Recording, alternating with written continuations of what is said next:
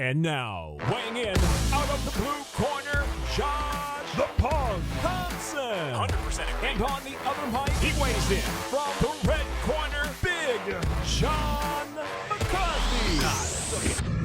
Well, I want to say welcome to everyone. We are in the midst of UFC 254. We are coming up on the co-main event of Robert Whittaker and Jared Cannonier. I cannot wait for that fight.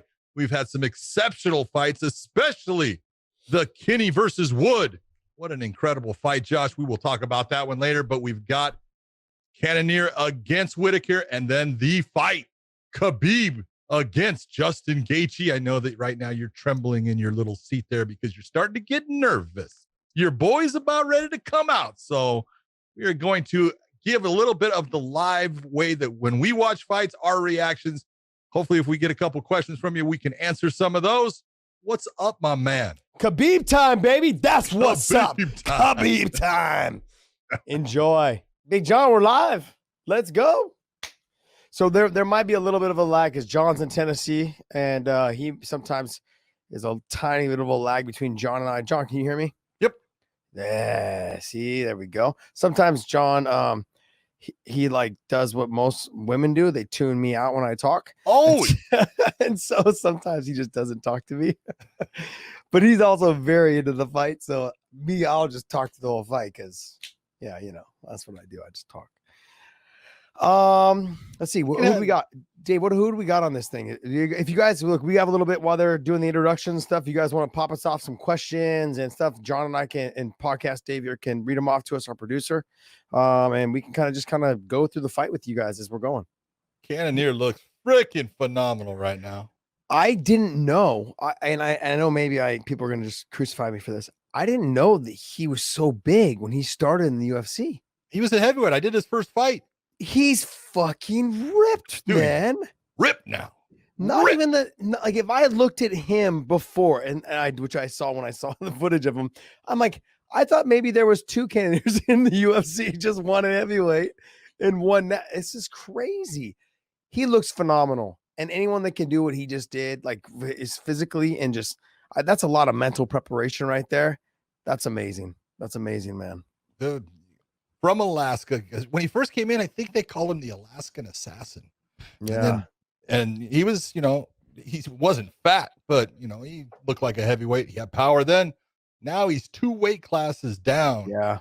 And you can tell, man, he hasn't lost strength. He's just gotten rid of a lot of that extra layer of fat that he had. Now with John Crouch, you see Benson Henderson in his corner. He's fighting as well as anybody out there in the middleweights right now. How many fights did he have at 205, John? Do you know? I don't know off the top of my head. I believe he only had 2 fights at 205. Yeah, I don't think from what I understand, the stint at 205 wasn't very long. It was really just for him to get his weight down. Yep. Yeah, that's incredible. Look, I'm leaning to Whittaker. You said that if Whittaker doesn't take him down, that he's gonna have a hard time with him. I don't know, man. I think Cannonier's good. I think he's good all the way around. He's explosive. But I mean, outside of say Izzy, I don't think a lot of guys are gonna be able to beat Whittaker. He's good. But I like the idea that Izzy called out Cannonier already. He's like, hey, if you get past Whittaker, you're next, son. Well, Izzy can do that, but Whittaker looks good too. Look at him, man. Yeah, I know. And he had I thought, the one thing that Whittaker's last fight, because both of them, Cannonier had Jack Hermanson and Whittaker had that great battle with Till. Yeah. And the thing about the Till fight, he took some big shots, but worked his way through a lot of things. And I think he learned a lot as far as patience, because a lot of times he would sometimes get a little impatient. That kind of seemed to happen when he was fighting Izzy. And I thought the patience showed in that fight, and that's how he won. So yeah, but there's a difference between fighting Darren Till and fighting Izzy. Izzy is just the length, the reach, the range, the speed, the technique, all the combos that come from different angles because of him. He's just such a different high level striker than Darren Till. Don't get me wrong, Darren Till's fucking phenomenal, and he's one of my favorite fighters to watch.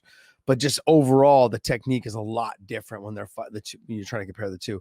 Cannonier to me though this is gonna be a great fight. It's gonna be, and I love seeing 1 and 2 fight. Like when you guys have guys that are rankings, you very rarely do we get to see number 1 fight number 2, or number 2 fight number 3. It doesn't really happen that often. it's normally like they try to put you with like a 2 number 4, or a 4 number 6 or something around there, and so you don't really get to see the guys that are supposed to be evenly matched, one on top of the other. If you guys are watching the fights, we might be a little bit so we have some friends watching in my gym. We have some friends watching the fights in the front, and they're a little bit behind us. And you guys might be a little bit in front of us. So just be patient with us. When you guys, everyone's streaming from ESPN Plus, whatever it is. And so making sure that everyone's on the same stream is sometimes gets caught up. So just be patient with us. Let's put the blame on ESPN Plus for not having everybody on the same time. It's strange though, because like they're in the other room at the gym. I know. Man, this is what, and I gotta tell you, John, this is why I don't fucking buy it. I stream it illegally. Okay. This is the only reason why we bought this one today, John, is because Khabib is fighting. That's the only reason why I bought it. Put money in Khabib's pocket. Yeah. Well, I like Justin. I like Justin a lot. Even though I think he's gonna lose, I like Justin a lot.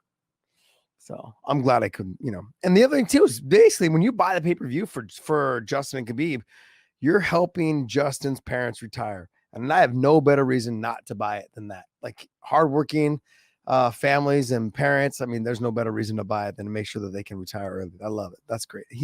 I got to tell you, his whole presser during the week, talking about his parents being able to retire because of, as soon as that bell rings and he starts fighting, yep. I'm like, that's pretty awesome. That's pretty awesome, man.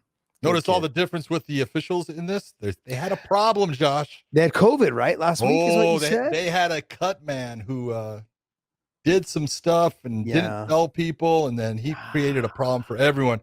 They flew Jason Herzog out here to do the main event fight, and he was sitting at home, and they called him and said, "We need you."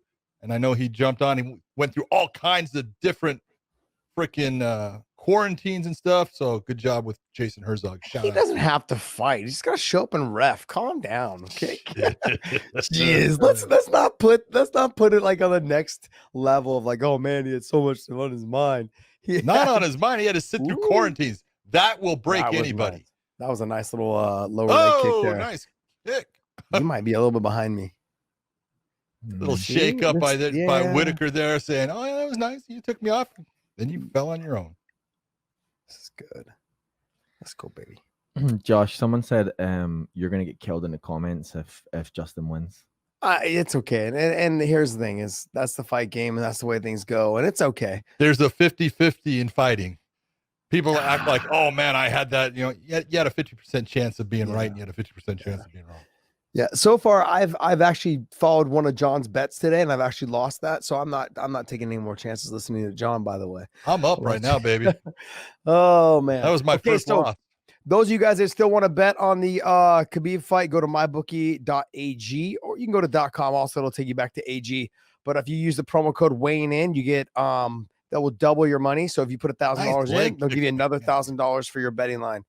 So yeah, go ahead and use that promo code weighing in, and you guys can make a couple bets on Khabib if you want. Also for the Bellator next week as well. So betting lines will come out Monday.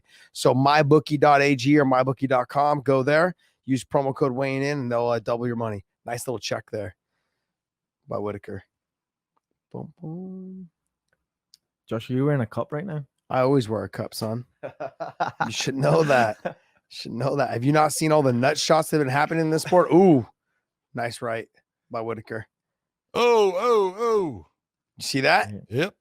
Ooh, came back with a little head kick right after that. Yep. I think, John, you're a second or two behind me, bud. Oh, too bad. I don't want to steal your mojo, but I won't say a word. You say it, and then I'll just follow it. So I don't want to get people excited. Whitaker, I thought, let's say a minute ago, Cannonier was doing a really good job with heavy leg kicks, and then Whitaker checked that one, and he hasn't done it since. Smart by Whitaker. You needed to get that done early. Here's the thing, though. Early in Whitaker's career, he used to be very straightforward, like with the hands to his chin and just kind of walking people down and like kind of stay on the ground. Now it's look at where his hands are. His hands are down by his waist, and this is the kind of the way he's been fighting as of lately. Is it a relaxation thing, John, or you think it's more like he just feels really comfortable right now with Cannonier? I think he's feeling really comfortable, and it when you have that level of, he's got speed, and so he's able to get himself in and out well. He moves his feet well, and when he's feeling good, he does this all the time. He did it with Yoel Romero. Started dropping his hands down. Look at where Cannonier's hands are at. That's telling you, hey, I'm defending. One of the things that happens when your hands are down like this, though, is, yeah, you can be hit, but it's very hard when your opponent has his hands up like Cannonier for him to see some of the shots when you're throwing them. Yeah, when your hands are down, the punches come from different angles. Yep. So they come at an upward angle. They come from like a little kind of like side jab angle to the body, things like that. Yeah, nice little exchange. Man, I feel like, Whitaker's feel like it seems like he's a lot faster right now in this fight. It does. For those asking, we're in round 1 right now. We've got a minute left. So that's where we are in the fights for people that are not watching the actual fights. Yeah, I'm about 5 seconds behind you. It's all right. We're at 55 seconds, 54, 53, 52. Yeah, I'm 3 seconds behind you. Yeah, if you guys want to follow me, because right. I'm always a little bit ahead of John, but whatever. I mean, he's 79 now. He just turned 79 last week. You guys, if you guys haven't known, it's Big John. It was Big John's birthday last week. Make sure you guys wish him a happy birthday in the comment section. Next week, he'll be 80 years old next week. You know what's good about having a birthday when you're as old as I am? You're still alive. That's one good thing. That's extremely true. Yeah. Yes. But Whitaker seems so much faster. I don't recall him being this fast. Oh, nice combination. Jab, head kick. Didn't land really, but it was still nice. Put it together fluidly. He's doing a really good job of bringing that kick up and making Cannonier have to defend. Yeah. Being aware, keeping his hands up. Cannonier needs to go back to the leg kick, though. Yep. He got away from it. Look at the side of Whitaker's leg. Changed ever since he had that one check and he stopped doing that leg kick. That was a hard, nasty check, though, John. Oh, it was. It really I would probably stop at least 2. I'd probably stop kicking as well for the rest of the round. John, Tagu says happy 109th birthday, by the way. Yes. Tell him thank you, but it was 108. Whatever. Next week on Monday, it'll be 110, you guys. It'll be 110. That's all right, baby. Man, that's still chicken. That's some John McCain mom stuff right there. John McCain's mom passed last week. God rest her soul. She was 108, I think is what she was. God damn. That's impressive, man. That's beautiful. I mean, by then, if I'm 108, I'm probably thinking like, man, can I just go already? It's like 108. Damn, that's a long time. Shit. Yeah, he looks good. Whitaker looks good. Who do you give the first round to, John? Talk to me, Goose. Bueller. So, Josh, what do you think? Who won that round? I just asked you that question. Oh, I didn't hear you, man. I know. It's all right. I probably would have given it.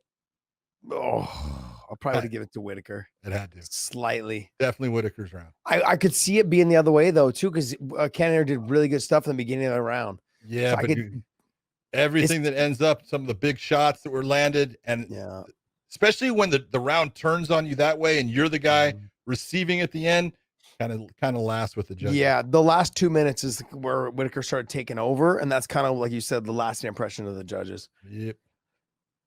Cannonier's good. I've seen him fight a couple times. I don't recall him being this good. I knew he was tough, but he lost to who? Corey Anderson, right? Yep. Gosh. But see, that was, again, take a look at his body structure and look at his, size-wise, this is the right, you're looking at him, this is the right weight class for him. Yeah. No, he had a loss like 2 or 3 fights ago. Do we know who did he lose to 2 or 3 fights ago? 4, maybe 4 fights ago. Gian, get your shit together over here, kid. We're gonna have you in this room working. Okay, you're gonna watch this free TV. Your mix on as well. Right. So he lost to Dominic Reyes. Oh, he lost to Reyes. Blachowicz. So he lost to the 2 guys that fought for the title, which is okay. Okay. At light heavy. Maybe you can tell. This is 85 though. But just take a look at his lower body. He's got big legs, heavy musculature on there. To be at 185, it's a great weight class for him. John Whitaker looks phenomenal, though. He's just pot shotting right now. Yep. He's comfortable. I think Cannonier needs to get back to the leg kicks. See the side of Whitaker's leg with the leg kicks? Yeah. He's got to get back on it. Even if they're not hard, just a little that little Benson Henderson. Like, there it is right there. Get back to that. And then jabs. Whitaker's jab's been the difference in this fight. He's eating him up with that left hand.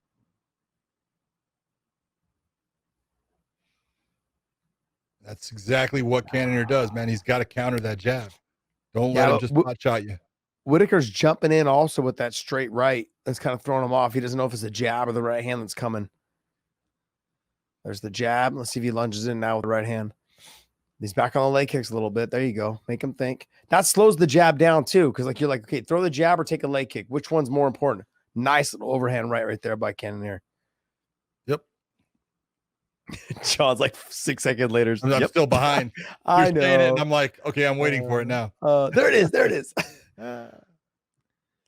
Sorry, at least Josh will be able to tell you how to bet. Hurry up, John. Place your bet. Hurry up. Hurry up. Hurry up. No, this is great. That was a nice little left kick by Cannonier. That caught him in the body. Yeah, he's got that little toe kick that he's got working right now. It's nice. I thought Cannonier was actually giving him some problems when he was southpaw. Yeah, I think that he wants to throw the heavier leg kick, though. He got away from the leg kicks when he got checked. Cannonier's definitely got some damage up on that right eye. Yeah, I saw that. Looks like a little swollen. Yeah. Oh, he's got to throw after he makes a miss, man. Oh, there it is again. See there. Whitaker should have come with that left hook after that right hand, though. Yeah, but that leg kick was nice by Cannonier. He's got to get back on it, man. That calf kick, leg kick is there all day long. Whitaker got that long base. He's trying to keep that wide stance.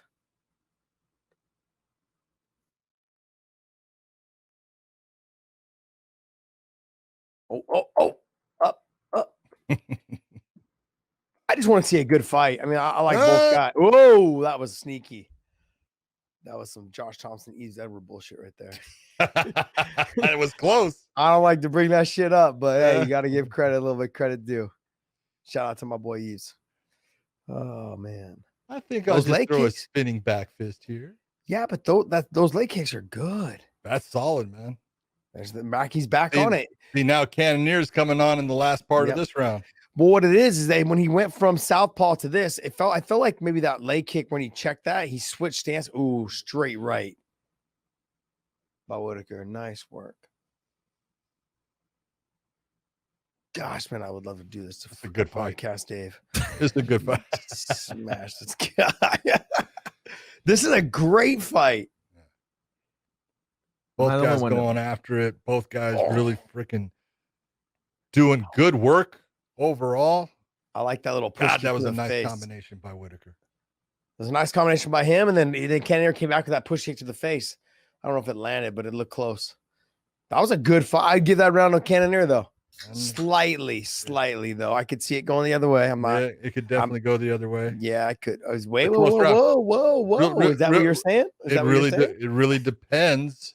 You know, judges. You got to figure judges are sitting at 3 different positions. Yeah. Sometimes they're going to see something that the other judge doesn't, and it's just angles, position of the referee, position of the fighters. You'll miss something that in the end that you think that I didn't see it, so didn't have an effect. John, they got one job, man. Get the fucking scoring right. Okay. Oh no, That's yeah. Well, just tell them. Okay. All right, let's be honest. And I have told the UFC this. They give 2 of the judges 2 of the worst seats to watch the fight from. Yeah. Because there's people that pay tens of thousands of dollars to sit in the front row to not block their view. And don't complain when you don't like the judge's score because you're not giving them a seat to see the fight. Still their job to get it right, John. Some days I would show up and didn't want to fight, but I still won. Got to get a job. You got to get the job done, buddy. John's like, you're an asshole. You know what? His mic probably cut out. I didn't hear me. Mine did. Okay. He just no response. What'd you say? See, I said, I'll still give no response. I said there's times where I would show up, John, and I didn't want to fight, but I still got the win. I said the judges have one job to get the score right. No way. Somebody just said it was 2018 Whitaker. No, I'd say it's 1-1. It could be. No, I'm mainly right. All these You're mainly right. You're never right. All these blue check mark people, you guys are idiots. Okay. No idea. I'm one of them, by the way. Oh, nice. Oh, he's rocked. Oh, shit. He's hurt. Hustle up. Get up. He's hurt. He's seriously hurt. Damn, he's going after him. He's so tough. Let him go, baby. Let him go. Come on. Ooh, he just tried to jump card. This is the end of the fight for him, though. He's got to do something big. Yeah, even if it was 1-1, he just got dropped. Cannonier does not have a submission game from his back, No. so all he's got to work at, he's got to get back to his feet here. He doesn't even have a get up game from what I'm seeing right now. Nice pass. He's not. Is he pass? You're ahead of me? No. 334, 333. Yeah, you're still behind me. By like 3 seconds. How can you not see the pass if I did? No, because he didn't pass. He's in half guard. That's not pass. He passed guard to half guard. That's not a pass. John, you're Passing. talking to an amateur. Just remember that. Oh, Jesus. Jeez. This is why we turn his mic off sometimes. For a 20-year vet, you were injured like more than half of that. I know, and I still Nice job by Whitaker to try to go to mount, but no. became a world champion even with injuries. Don't forget it, son. Oh Yeah, baby. it's good. This is a good fight, man. This is the worst place to Yes. be mounted. Oh, right here's even After worse, you- John. In I'll 3 do this seconds, better. you'll see what I'm talking about.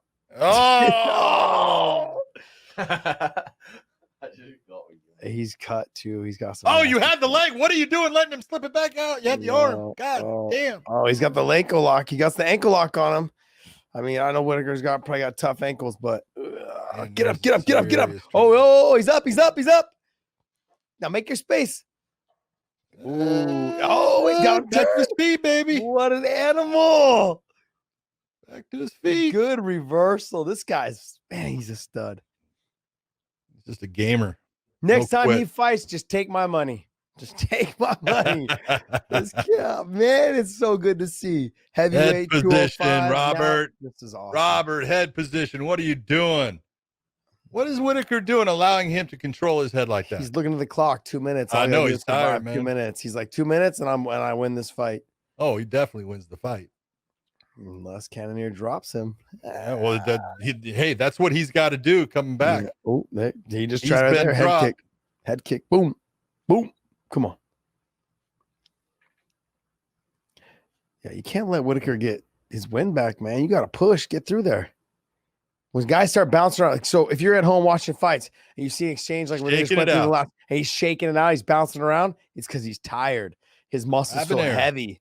He's thinking to himself, man, I got lead in these arms. I Oh, gotta He's work got this lead in shit those out. legs too, man. Yeah, I gotta work this shit out. Oh, There's come a on. lactic acid buildup going on in that body. Yeah. Nice left still. That left hand has been the difference for Whitaker in this fight. I think his right eye's closed too. Cannonier. It's bad now. I can't see from this angle. There it is. Yeah. Yeah, it looks closed. Oh, throw, buddy. Throw. Oh, nice. He still got some pop, man. A little switch kick in the air. That was nice. Some shit I would like to do to Dave. You wish. Yeah. Problem is you picked on poor Nordy. Whitaker's hurt. Oh shit! Oh shit! Oh, oh shit! Rattled. Wow! Get on Rattled. him! Rattled. Don't let him break. Get on him. Oh, this is fucking great. Oh, brilliant. That's fight IQ right there, John. Damn. Nice. See, fight IQ. See, John always a little bit behind, 80 years old. That is a beautiful job by Whitaker. Man, he's tired. He's Get got up. a little hurt, little buzzed. Damn. Oh! John, this is a hard round to score. Oh, Great great fight. fight. Great fight. Great fight, Both man. guys. I hate having anybody lose that. I know. Sometimes you like both guys. They both Yeah. fought really well. I'm gonna give it to Whitaker, but I No could see it being a split though. I could see No, it- No, you don't think so? No, it will not be a split. Whatever, John. No. I'm just it's very clear that Whitaker What do you- wins the first round and the third round. What do you know about scoring? Nothing. Yeah. Oh, head kick. Wobbled him. Look, you can tell his legs went on stilts a little bit there. Bink. Just right on the temple. A little bit of but look, hands up, step still Kevin. He more or less didn't he just lost his balance. That wasn't No, a real knockdown. That wasn't a real knockdown. Are you kidding me? That wasn't a Get the real sh- knockdown. That's called shin on dome. No. Watch. Oh, didn't show the same one. Yeah, see, even Yeah, see? even the replay didn't agree with you. Even the replay didn't agree with you. Oh, this is great. That was a freaking phenomenal fight. That's a fight I want to see again, but 5 rounds. Great fight, man. Cannonier's tough. But see, now where do you go? Do you give Whitaker again to Izzy? Like, what is that? John, I think Yep. John. Yep, he's good. You give him. You think you go Whitaker and Izzy again? You've got to. Okay, you can do Jack Hermanson, but he lost to Cannonier. Yeah. He gets another win, and you can do that. But Whitaker is now gone. He beats Till and he beats Cannonier. He's put himself back in that position. Well, let's talk about this young buck. Well, What's that's his a nice name? cut under that too. Let's talk play about Bruce Buffer real quick. No, I do not want to play Bruce Buffer. No, for the decision. Yeah, if you want. Can we? Yeah. Do it. I'll keep it quiet. Yep. Yeah, so it's unanimous. 29-28. Yeah. Sorry, I just don't want to keep it on. Just in Yeah, case we get kicked off. you only get like 8 seconds or something like that, right? Yeah. 6 seconds. Yeah. There you go. Yeah, good fight. 29-28. What'd you think? Was it that close? I had it 29-28. John, I know you're 3 seconds behind me, but I would say 29-28 to Whitaker. But then I could have seen it giving him the other round. I could have seen Cannonier winning the third, but yeah, I think it went exactly like you said. I think they gave Cannonier the second round. They went Whitaker 1 and 3. It was the right way to look at it. So I want to remind all you people that were watching the stream and you guys saw the blue check people there saying Whitaker was up 2-0. Don't ever follow them, okay? Those people, you just unfollow those people. They have no idea what they're. And just follow our YouTube channel and just follow our podcast weighing in. We'll give you the right score. We'll give you the fight. right score. Oh yeah, okay? that was his foot off the top of his dome. That hurt. Yeah, but he stumbled a little bit just because he got pressure. He stumbled. John, calm down. Whitaker was hurt too. I'm mad they didn't show Whitaker. He didn't go down. I'm mad they didn't show Whitaker go down. Here's the thing, John. He did not go down. If Chimaev beats Leon Edwards, do we see him? I wonder why they don't just give Chimaev somebody like this now, Whitaker, knowing that Whitaker's already fought Izzy and lost. Why? Like if you're on the Chimaev hype train, why give him Leon? There's so many fights for Usman at that weight. In this weight class, there's not that many fights. Throw Chimaev to them, because if he loses to Leon, if he loses to Leon Edwards, it's hard to say, oh, he fights better at 85. It's better for him to fight at 85 than to say, okay, look, he lost to Whitaker. Let's put him down to 70. Not see how bad. he does that. Yeah, I can see why you're saying that, but I'm glad you agree. Thank you. It's amazing that you actually came up with something that made sense for once. I actually read about it and someone gave me some clip notes. That's kind of how it all worked out. All right. Hey, you better not walk in front of the camera. I have to. Oh, but it's not on. The camera's not on. Well, the webcam. Hey webcam, how are you? I thought you were using the real camera. See, no one really likes Dave. I gave him we've both been drinking since 10:30 this morning, by the way. I did my 9 a.m. workout at my gym here, and we were all training. I got all sweaty and stuff, and went and showered, came back, and we started drinking right as soon as Dave got here. Now, see that he gets a little bit of that liquid courage. He starts trying to talk to me all tough. John's gonna be here as the ref. John, you want to talk him through the rules? I want John. Can you hear me? John. Yep. So Dave and I are gonna fight after this. Can you talk Gian through the rules so so we can make sure that Dave's fighting by the rules? What do you think of that fight, Chimaev and Leon? While we got some time. Chimaev, he's got that wrestling, and he's so good at just dropping levels and getting in on guys. But Leon Edwards is a different animal, and for him to think that he's going to walk through Leon Edwards, Leon has faced good wrestlers. He's had guys trying to take him down. Chimaev's stand-up is decent. It's not at Leon Edwards' level right now, and sometimes you don't know until you know, Josh. And if you don't know, sometimes someone's going to teach you a lesson. And it might be that Leon Edwards Maybe he teaches Chimaev a lesson that maybe you are going a little fast. It's great that the UFC is all excited about you. I think they are. I think they should be.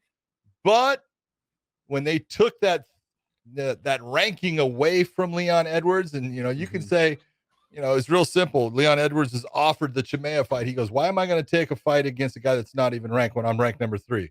Dana goes, "Oh, hold on a second. Go check the rankings again. You're not even ranked now." Yeah. So, hey, I'm not sure that that's a smart fight. If you're Chimaev's people, you got to be smart with his career. Yeah. You don't just start putting him into these fights because he's had some nice wins. He has, but take a look at who those guys are that he's been fighting and now compare them to Leon Edwards. There's no comparison, Josh. You know that. No, I do know that. But I want to remind people, this is how guys like Corey Anderson, this is how other guys end up in Bellator, the way that they get treated. When people say Chris Cyborg, oh, she didn't like the way she got treated. Corey Anderson didn't like the way he got treated. Phil Davis, Gegard Mousasi. This is how they end up in Bellator. It's not that they're bad. It's not that they've lost a bunch of fights. No, they just don't want to be treated that way. Like Leon Edwards is the clear-cut number 1 contender over everybody. He was the clear-cut number 1 contender. COVID hit. For some reason, he lost that authority of being the number 1 contender. They gave it to Gilbert Burns, who I love. I love watching Gilbert Burns fight. Who else was in the line there? What's it called? T. Wood was like number 2 or 3, I think, at the time.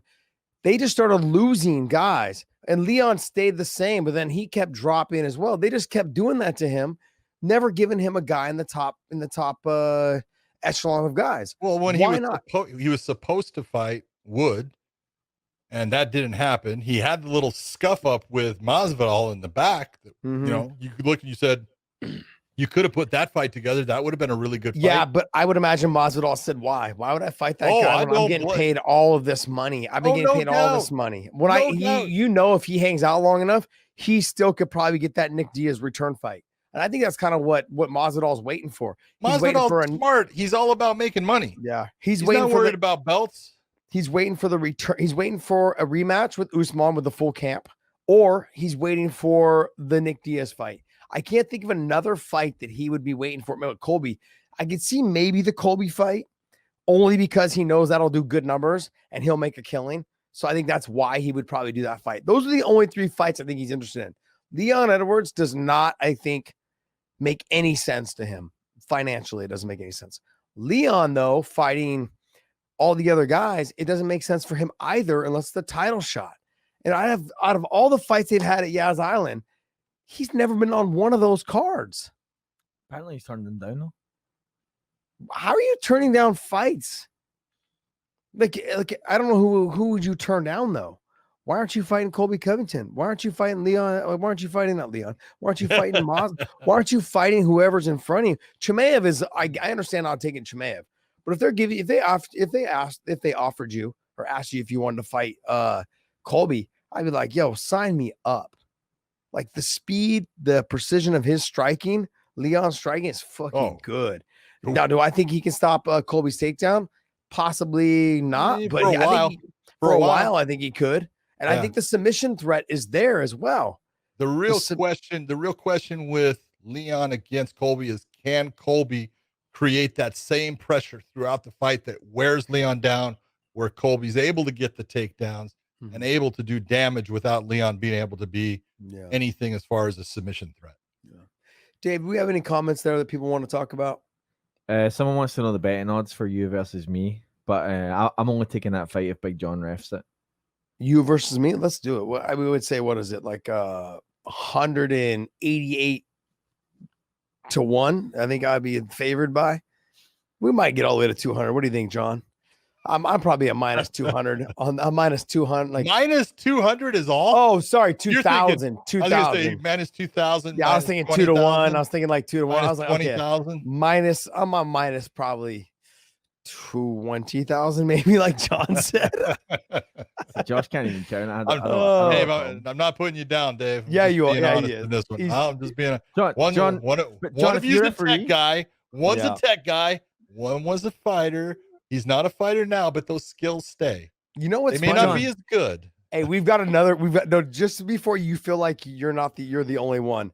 There's a tech guy that is part of our production team. This knucklehead who's a blue belt. He's like, oh yeah, baby. I could sub him within 4 minutes. He thinks he can sub me within 4 minutes. I'm like, bro, I can have a broken foot and a broken hand and be hurt. There's no way you're subbing me in 4 minutes. But Josh, if John referees, See, Dave's just trying to survive. Tyler is trying to sub me. There's a difference. No, I'll KO you easily. Josh, if John referees, I kind of helped headbutt you up in that one though, dude. If John referees, I can just headbutt you, and you'll be out like a light man. And just dude, I'll let you do fish hooks, gouging of the eye, all of that stuff. But remember one thing, Dave. That's enough. He That's can enough do it Modelo back for today, bro. Huh? That's enough Modelo for him. Yeah, I'm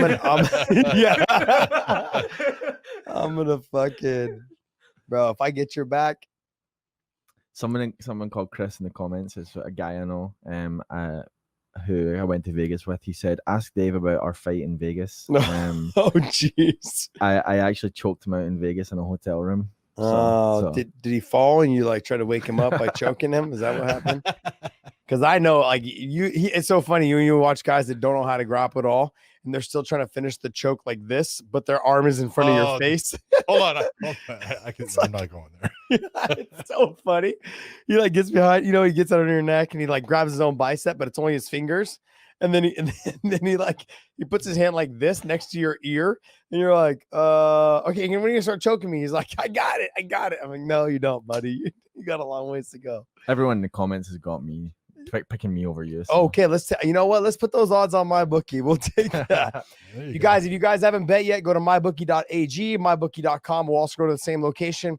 Use the promo code weighing in. If you guys do that, they'll double whatever money your initial deposit. So if you put $1,000 in, they'll double it to $2,000. So they'll give you $1,000. So you'll have $2,000 to spend. Also $100, $5, whatever it is you want to bet for this Khabib fight, or even leading up to next week. If you guys want to wait till next week for the Gegard Mousasi and Douglas Lima fight, you can do that as well. Use the promo code weighing in, and they will double your initial investment. So check that out. If you guys haven't bet yet on the Khabib fight and Justin Gaethje fight, you have time. Hit it now, soon, before the fights start, and use the promo code weighing in. Other than that, man, I'm excited. There's a lot of other little things. No, come on. What happened? I'm getting all excited. I know this is.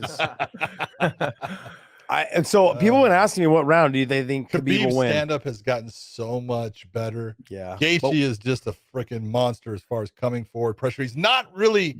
Everyone thinks he's that one-punch knockout artist. He's not. No, he's not. A volume knockout artist. Yeah. Well, I mean, until you look at the what's his name? Lick, was it Lick? James Lick? Vic. Sorry, Vic. Dude, you just made a guy's last name Lick. I know. I know. Well, I was like, Dave's been trying to lick me all morning. So damn. Please don't go there. How much pressure do you guys think he's feeling right now walking out? I'm about to fight Khabib Nurmagomedov. Dude, right now he's got butterflies are racing. He's got an adrenaline rush kind of fucking buzzing him, but this is where he wants to be. This is what he's been doing. This is ever since he came from World Series of Fighting in the UFC. Yep. This has been his goal. Now he's got his chance, man. All you can ask for is that chance. I felt like he got derailed in the Dustin Poirier, Eddie Alvarez stuff, and then, well, he did. Like you said, he got refocused after that. It changed him. You can go back, Josh, and watch him as a fighter. You know, I saw someone saying, talking about our last thing when we were talking about fight IQ, and Justin did not have what you call a good fight IQ because he did things that were dangerous to him. Now, his last series of fights, that Barbosa fight, the Cowboy fight, his fight with Tony, you can see the difference in his fight IQ. Right now, he is fighting like an intelligent fighter. He's using the skills that he has, but he's way better right now than what he was when he fought Dustin and Eddie, just based upon the way he's fighting. Well, yeah, because when you look at the guys from, and I'm not knocking World Series of Fighting fighters, they're great athletes, and a lot of guys that were from there and now in the PFL, they're phenomenal fighters. But Justin was the level above, so he could get away with things that you couldn't get away with the guys that are in the UFC. And look, and I would say, like, there's sometimes like people are like, oh, Bellator's the same way. there is some guys that they're matched up against other guys that I'm like, man, how did we get that fight matched up? And that's I feel like that's kind of a little bit of the old Bellator. We have made such big changes during this quarantine time that the guys now are fighting at the highest level. We got Patricio fighting, Lima fighting up at Gegard. We've got a lot of guys that are fighting the tournament coming up. But anyways, I don't want to get too much into Bellator because this fight's about to happen. But this is phenomenal, man. I'm getting a little jittery right now because Khabib's my boy. But because you had him. I thought you had Khabib winning. No, he will. I'm getting jittery. I said, yeah, that's what happens. You not understand. A couple beers and now you. Why you nervous? Because I always get nervous. Oh, man. dude, man, when you have no control, it is the worst. Yeah, not having control. You want your friend to do well, and you're nervous for him because they can go out there and put on an unbelievable performance, or they could go out there and not do anything the right way. So here's the thing. Khabib has never, I don't think that he has ever fought without fans. Like even at Sambo, like championships and stuff like that, they've still got a couple hundred people in the arena. You know what I mean?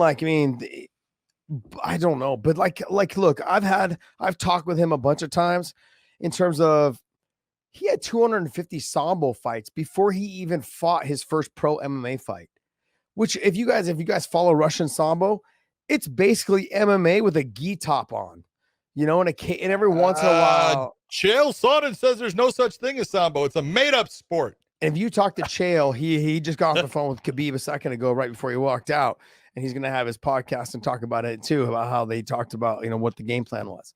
So I love Chael, man, but it's fun. It's fun to this is just one of those fights, man. You get nervous.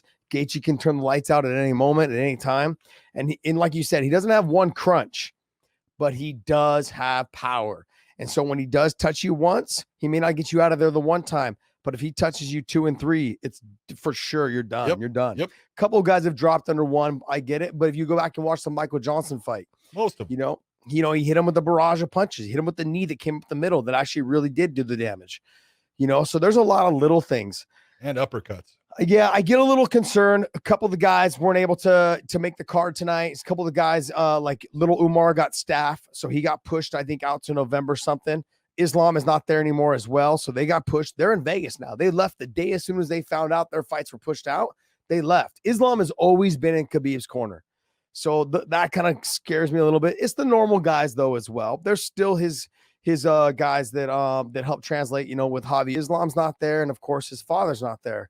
So there's a lot going through this guy's mind right now. People just think that it's 28-0 and, oh, he's the man and this and that. No, it's his first fight without his father, and there's a lot that goes through his mind right now. There's a lot, I think, happening for him right now. So people need to take that into perspective. As much as I think he's going to get Justin out of there within rounds 3 and 4, I could see this being a barn burner for fucking 5 rounds. Well, Khabib is a highly religious individual, and he believes from the bottom of his heart his dad is in there with him right now. There's no doubt. His dad's there.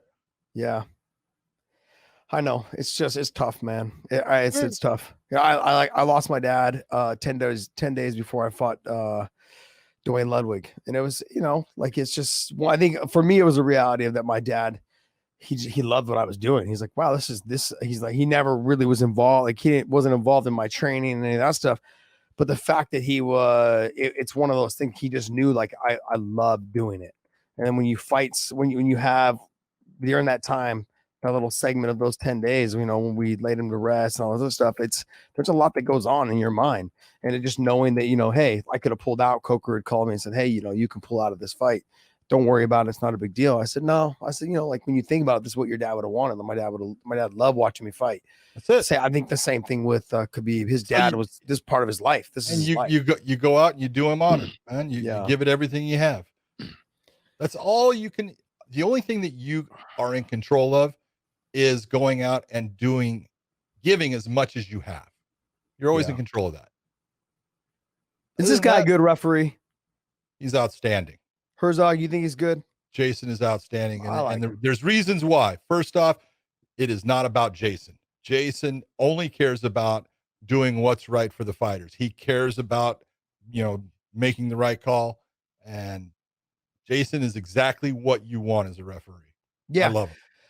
He roughed a couple of my fights, several of my fights, but that what I was back liked- when he was really bouncy. yeah, but no, but I tried to get him out of the bouncy. I liked how he talked to me in the fight. Like he would say, "Okay, hey, like keep the shots up. Okay, keep your hands on the fence." Like, but he talked to you not in a very like condescending way. You know, like some refs have a little bit of that, like, "Hey, get your hands out of there." You're a little bit like that, but he was very much like, "Hey, try to keep your hands out of there, please." You know, not please, but he'd say, "Hey, try to keep your hands out of there." Very Yeah, polite. he's very polite. And I think as a fighter, you're getting yelled at by a ref. You're like, "Man, I'm about to throw this opponent out the cage and come after you. Keep talking to me that way." Yeah. But with Herzog, no, he's very polite. Like, let's try to keep your feet out of the fence, and not get your feet out of the fence. And so as a fighter, you're already stressing about some dude punching you in the face. Now you got a ref tag teaming on you, huh? Someone says Herzog smells like beer and cigarettes. Oh, Jesus Christ. I don't even know if he drinks. I've never seen him. Dominic Cruz, he doesn't. He doesn't drink. Dude, Jason is an incredible athlete. That dude is he does triathlons all the time. That's all he does is work Is out. that really being an athlete though? He's a little shady. No, and Jason's a black belt in Brazilian Jiu-Jitsu. He is he to this day still does judo. He does all these different. He is always training, always working out, man. He's an engineer. He's a smart son bitch. He does kind of look like a nerd. John, do you think judo's a good like martial art to like have in your under your like belt? I think they're all good. Okay, Judo? I train judo, so I can like make sure that I'm like competitive against you. That's all. All right, here we go. That doesn't even make sense. Dude, I'm not even gonna say it. You could train 20 years of judo and it wouldn't fucking make a difference. Oh, I love it. Just hit him with an Uchimata. Hit him with an Uchimata, Dave. What do you think, John? Let's go. What do you think? What round? Who wins and what round? I say Khabib by the third, fourth round. You just stole what I said. That's what I said. I did. You just piggyback on what I've been saying the whole time. Oh, okay. Ooh, I like Wow. where Justin Damn, comes this out, is gonna moving be good. around.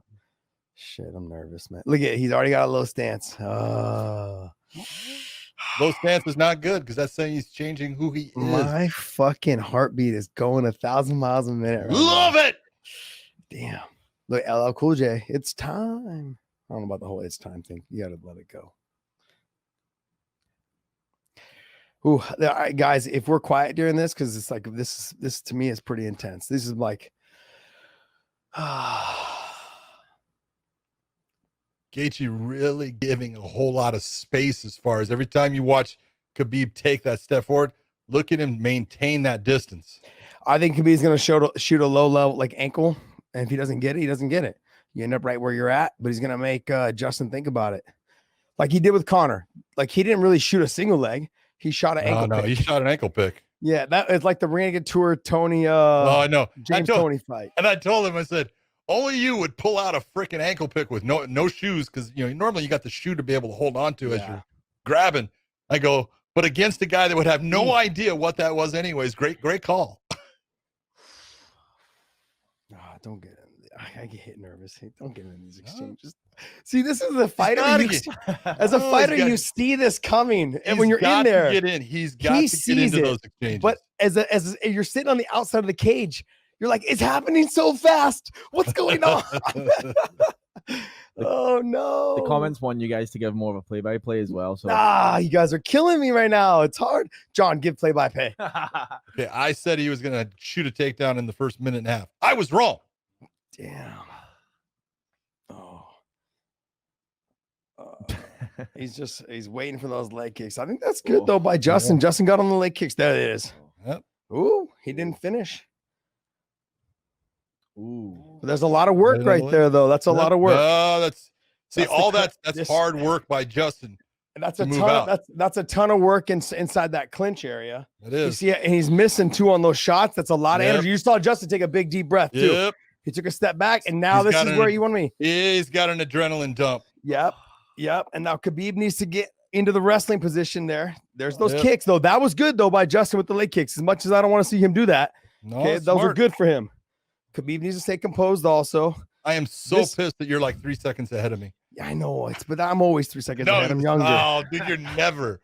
You're always so far behind. Khabib needs to keep that right hand, his left hand up though. That's what's killing me right now. Wrestle, dude. Oh, nice knee. Wrestle. And that was the he's getting the Edson Barbosa look right now. Yeah, but he's through him. This is exactly what I said. No, but Khabib needs to as soon as he gets to the point where he doesn't respect him, look out. Chin down, and stop. He's got to wrestle. He's got to wrestle. He'll get a second win. God damn it. But right now, he's sucking air. You can see it. Fucking wrestle, Khabib. This is what the pressure of a fight does. It does, but wrestle. That overhand right is there, though. Don't stand. Why is he standing? This is killing me. This is driving me crazy, man. The one thing that Justin can win this fight is fucking stand up, and you're standing this long. No, in fact, what did he just tell Cormier? My friend, you try one takedown. He get up. You never try a takedown again. I go 100 times. Yes, he will. He will. He hasn't done 100. But let's be honest, though. Like Justin doesn't fight well going backwards, and no fighter has the same amount of power going backwards. And that's the thing. See, like he threw the right hand and then tried to get the trip. Justin's that right there is what got me. Now you're gonna watch Khabib. Let's go wrestle. That was nice. Nice little foot sweep there. He tried to see right here. Once he gets in like that, God, wrestle. What are we doing, man? I'm afraid. Here's the thing. That's what I'm afraid of right there. What are we doing? Pressure. Wrestle. Look at the pressure, though, Josh. I know, but pressure, nothing, dude. Those shots. That's what I'm talking about, John. This is not. Dude, there we go. No one can go 5 rounds. That's what I want right with there. What's happening this right is now? It. The way Justin. There you go. Only 30 seconds. Only 30 seconds. That's what I'm talking about. You're killing me, John. Do you see? Killing me. You guys, if you guys are at home watching this, I'm fucking stressing out right now. Look at the legs position already, and will not get off of his back. He doesn't The have to. The only way he'll get off the only way he gets off of his back is 2 ways. He turns his back and puts his face down, or the round ends. Is it done? Done. Get it. Come on. Josh, slow down. Barada Plata. Barada Plata. Damn it, son. Fuck. That round shows it all, though. No, it does not show it. It shows it all. John, it's 24-22 significant strikes. I know Khabib won everything, but still. Okay. I want you to think about this. I want less damage, man. Stop. Before this fight started, if I told you Khabib will be on the ground for 30 seconds of the first round, it's going to come to an end of the round. Who's going to win that round? You would have told me Justin Gaethje. No, I would have said Khabib probably. You're a homer. That's true. I would have said Khabib because that's just me.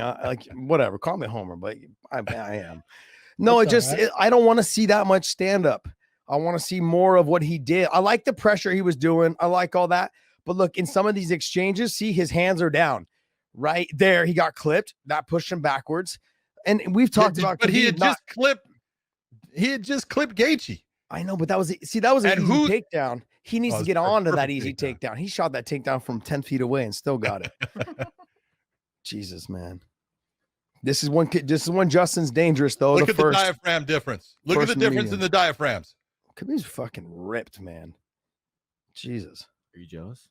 I kind of am right now. Gaethje looks a little tired, like a little dump. Oh, he's pink. Look at him.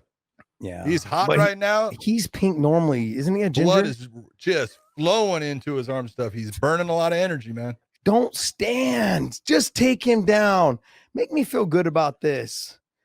Yeah, this is not the way Justin needs to fight to win this fight. Going backwards is not his style.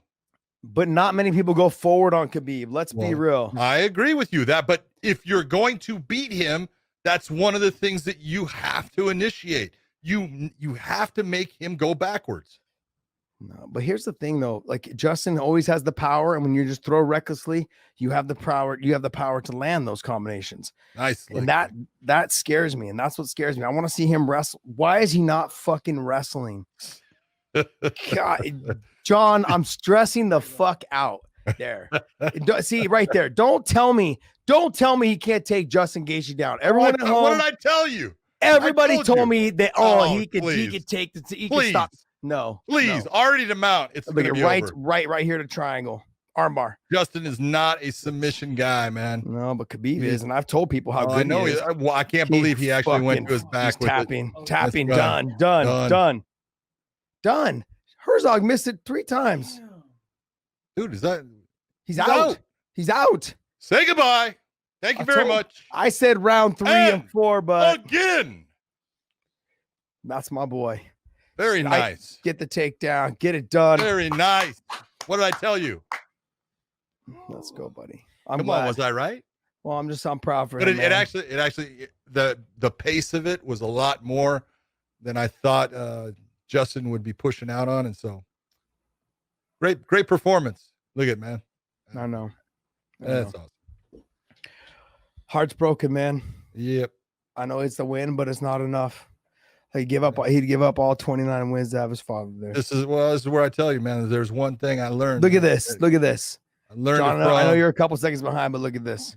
Yeah. God bless him. What a kid, man. God bless him. Gotta Justin, love Justin Gaethje. Anytime you fight, man, brother. Take my money. Justin, anytime you fight, take my money. Yep. You're an animal. Yes. You know what? Yeah, but see, that's the thing, man. You don't know until you know, man. And until you step in that cage, you don't understand the pressure that man right there can bring. He is incredible. Shab just texted me. He's like, bro, we called it. The end of Gaethje was his jiu-jitsu. I was like, yeah. Yeah, he's just a fucking animal, man. Khabib's just a different level of an animal, man. Man. Dun, dun, dun. Dun, dun, dun. What do you think? That takedown was too easy, right to the back. Yeah. Jiu-jitsu. I mean, just head high, right to the back, hooks in. He was looking for that arm triangle right there. He wanted to get from that point. But he doesn't do that with anybody else. He would as never. Soon as he goes to the S and crosses up. He automatically goes to his back. Normally a thing you do not see him doing ever. He would never. First off, he doesn't really go for submissions. He'll go the side choke. He'll go the rear naked when you give him the back. He'll maybe go guillotine, but he won't fall and lose the position from there. He'll stay on top. He felt extremely comfortable. I don't know why Justin wasn't considering that a tap. That's a tap. He tapped him twice. He's out. No, Khabib was telling him. Khabib had to tell him that he was out. Yeah. Whew. You guys don't understand, man. The relief, the stress, all done. Woo. You guys have over 1,000 people on the stream right now. I know there was a lot that we were talking about. The fight. Show me the guy, Josh. Show me the guy. The only guy that stands a chance against pound him. for pound better than him right now. Right now, no one. I mean, it's like he just ran through a guy who deserved to be the number one guy in that weight class and fight him. Ran through him. Yep. Nobody. Yep. But right now, I want people to remember this. As much as Tony is, huh? Want me to play this audio? Are you allowed? Go ahead. Yeah, go ahead. I'll keep it down. 34 seconds of round number 2. Declaring the winner by technical submission. Just if triangle choke and still undefeated. Yeah. And the UFC. Yeah, cut that off. Yeah. Yeah, it's yeah, I don't even know what to say. There's nobody. There's not one person. I think, and here's the thing. People were gonna say maybe I'm crazy and maybe I'm being a homer. He beats Usman. Do you want to hear the post fight? He beats post-fight Usman. interview. Can we? I mean, I don't want to take a chance. To be want to take a honest, chance? no, Yeah. I don't want to take a chance because if we do it, then we can't post it. Okay. Yeah, we're gonna put this up on our stream on our channel anyways. Look, there's nobody. John, tell me, am I wrong? I don't think Usman beats him. Now, do I think it'll be a very competitive fight? But I think Khabib beats him. you think against Usman? Usman. Yeah. John, say something, man. You Don't just say came back. I heard you say no. Right now, if I say he's the pound for pound, obviously when it goes up in weight, that can change. But Usman is dominant right now in welterweight. Yeah. It would be a great fight. Yeah. Great fight. I don't think it's the one that he wants. I think he wants GSP, and I think at 165, we've already come up with the idea. Yeah. That should be for the GOAT. whoever wins it, because if George wins it, he's proving, man, he's the greatest of all time. If Khabib beats George, he's beating the guy that, you know what, you look and go, well, that was a definite guy that, you know, was right there with it, with John Jones and everything. You give it to Khabib. Khabib retired. 30-0. He's retired. Yeah, told you. Yep. He's announcing his retirement. Sorry, guys, we can't play the audio because if they may take this, they may take us down. So YouTube. He said this is his last fight. Yeah, I thought so. And I said this like months ago, like when they announced the Dos Anjos fight against Dos Anjos fight against Islam, is because he wants Islam to take the title. So this is it. I could see him doing the GSP fight, but they'd have to come to him with a lot of money, and that money's never been a big deal to him. So I don't. No, he told the Nevada State Athletic Commission to keep the $3 million. Yeah, yeah. He's like, I'll never fight. Oh, he hasn't fought in Vegas since. I know. He said he promised his mom this was his last fight, and he wants UFC to put him in pound for pound number one. But he deserves it. Tell me one guy that's better than him. I'm sorry. Look, it's like I said, even if John Jones didn't have like allegations of steroids and stuff, he still wouldn't be there because John Jones has lost rounds. This guy's lost one round, which you could say arguably he just decided to take the round off. He did. You know, it's like, and that round was still extremely close. John has lost rounds. He's lost, he lost to Gus, which people thought he lost the fight the first time, not the second time, obviously. Santos, they thought maybe it was a close fight. I had Santos winning, but I could see it going the John Jones way. Not a big deal. I thought Dominic Reyes won, but I could see it going the other way as well because the rounds were so close. Every fight he's had, I got to go back and watch the Gleason T-Bow fight because everyone keeps talking about that. This is it, man. And the fact, look, he retired and he told his mom it was his last fight. Absolutely love it, man. I love it. I'm glad he's done. I'm glad he's done. It will. I will. It will. Gloves are off, baby. Well, I think the reason why I think it'll stay is because he told his mother it's the end. And the conversations with him about his mom and dad and his, obviously with his wife and his kids, people don't really understand. He's got kids, he doesn't it's not just him and his wife. It's, him and his one son. He's got kids, not one kid. He's got multiple kids. Yeah. So it changes everything. And now your grandfather, your father's gone, and which is their grandparent. And there's a lot of emotions that are going through him right now. And I'm glad he got it done. He got in and got out of there. I'm glad he didn't waste any time. 2 rounds. Ooh. It's a lot of, honestly, I got to tell you, man. I could see his mom maybe later on saying like, hey, maybe you're not happy, a year of retirement. You're not happy. Go back and go, because he's not going to stop. He's not going to stop training. I don't think people think he's not going to stop. He's going to train with all the guys. I mean, he's got Islam. He's got Zuba. He's got all these other guys that are there. He's got his brother, Umar, the other Usman, and he's got his little cousin, Umar. They've all got fights now that are signed with Bellator and UFC. He's going to be a busy coach. Yep. Oh man, poor guy. All that stuff. He said Khabib and Conor. He said Conor and Dustin are going to fight. I choked them both out. I'm not interested. No, he's not. There's no reason to it. Let him have it. There's no reason. The only guy, and I like John Jones said, until I take the heavyweight title, I grant you the spot. I mean, ooh, did you see what popped up there? What did you see? I didn't see it. Yep, that's it. Oh, Justin. Incredible. What did you see, John? John Bones Jones. Okay, I just put a tweet out there. I just said that. Yeah, okay, I was talking about that. Yeah.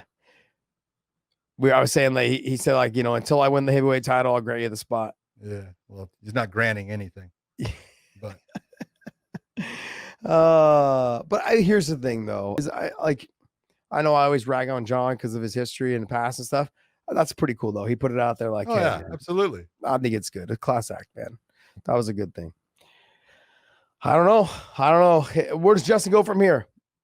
Oh, he just goes back to being who he is. And if Khabib is leaving, there's an open freaking title there, right? You know who I think? Here's the thing. I think if the guy stays at 155, which I don't know how he can because he's so damn big, is Hooker. That guy is enormous, and I think him and Justin Gaethje would be a phenomenal fight. I think Gaethje just He too walks much him down. Think so? I think Too so. much. In a Too 5-round much. fight, that's And a I good love here. Dan Hooker. That's Dan the fight Hooker's to make, awesome. though. That's the And fight his to fight make with now. Corey is, I don't know. It would be a good fight. You're absolutely right. You got, but here because I really like Dan Hooker. Long and lanky. He Gaethje's is a little big bit for that different fucking though. division. Gaethje's a little bit different though. He's there to be hit. True. And whereas Dustin Poirier, he's gotten smarter over the years and he's been getting hit less. Yes, it's So true. that's what's changed the game. I think that's what helped him change a little bit is that stylistically, Hooker and Gaethje is the fight to make because what is Hooker, number 5, number 6? Mhm. Maybe even shorter, maybe even 4. I think he's 5 or 6. But that takedown was so easy, John. He snatched a single, jumped to the back right away. But that's why he was going to be cautious about kicking. Even that low kick, that's what he caught. Yeah. Takes him down. So And he's then, number 5. Hooker's number 5. Connor's up 1 because Dan Hooker went down 1. Tony Ferguson's still in the mix. I mean, we could see Dustin and Connor are gonna fight. I want to see Gaethje and Hooker, to be honest. And then Tony's just fucking left out there in the middle of nowhere. No, he's That not. It sucks. should be Tony and Chandler. Oh shit! I didn't even think about that. Fuck yeah. I forgot That about the should be- guy, that the should be the Halloween fight. outfit. I forgot about the guy in the Halloween No, outfit. Put Chandler up to the test. What's his name? Podcast Dave sent me a meme and had Chandler sitting on a bus stop. I think it was like a bus stop kind of thing, and it said, hey, what are you for Halloween? And there's Chandler sitting there, and it says, oh, I'm just the backup fighter. I felt bad, but I kind of laughed out loud. Think about this. If you put, like you said, Gaethje and Hooker, and then Chandler and Tony, so great. That's great, man. And you got Connor and Dustin. There's your top 6 right there. Top 6. Exactly. Yeah, and then you have like I wouldn't cry either if I saw Chandler and Paul Felder. I wouldn't cry at all for that fight. That's a good fight. It'd be a fun fight. I think. Yeah. I don't. Anik just said that Justin will probably fight for the title next, which is strange, but that's what he said. He said, I don't think so. I think you're gonna have Justin. You're gonna have. I think Connor. you're gonna see a series of 3 fights. That's and whoever looks the best in those 3 fights, they'll take the 2 guys that look the best, and the one that didn't, dominate, will be pushed back, and those 2 will fight for the title. Absolutely not. Let's hear it. What's gonna happen? Dustin Poirier and Connor will be for the title. You want to know why? Because if Connor Yeah, wins, I know why. I know why. money. You got to be foolish to Pretty think that they would simple. do anything else. Economics. And I would almost guarantee this is why they're going to do it. It's not just to make Connor the champion and to make money off of that, but it brings the hype back. And when fans start coming back, they can start selling the arena out for that. It's a business move. And if anybody wants to fight him, if Justin wants to fight him, if Tony wants to fight Connor, that's the fight they're gonna have to do. They're gonna make Dustin and Connor for the title. There's no doubt about it. Justin just lost, so he'll go down. Dustin's number 2. Connor's fighting number 2. So that means that Dustin would go up to number 1 because Justin's gonna drop down 1 probably, and that would be it. Well, they already talked. Connor wanted that at 170, and then Dana came and said, "Makes no sense. 170 is going to be a 155." Well, that's why, because now it needs to be for There the you title. go. Now it really makes sense. Yeah, it does. Yep. All right, guys. So we're gonna actually wrap up the live stream. We're gonna move to the main show, which we'll post later today. So we're gonna wrap up the live stream right now. Do you guys have any So we're closing gonna comments? go goodbye. Yeah, so what I want to tell you guys is that we're going to connect the 2 shows together, so we'll have one big live stream, so you guys can scrub through it if you guys were actually part of this live stream. We want to thank you guys for actually following the live stream. I know you guys could have just been sitting at home listening to the horrible commentary from my boy DC, okay? And I love John Anik. He does a phenomenal job, but DC's not that great, but I'd like to give him a hard time. He's phenomenal. But if you guys listen to us instead, I'm glad. I know we didn't do a whole lot of the breakdown and commentary because I'm getting really, really big jitters watching the boys fight.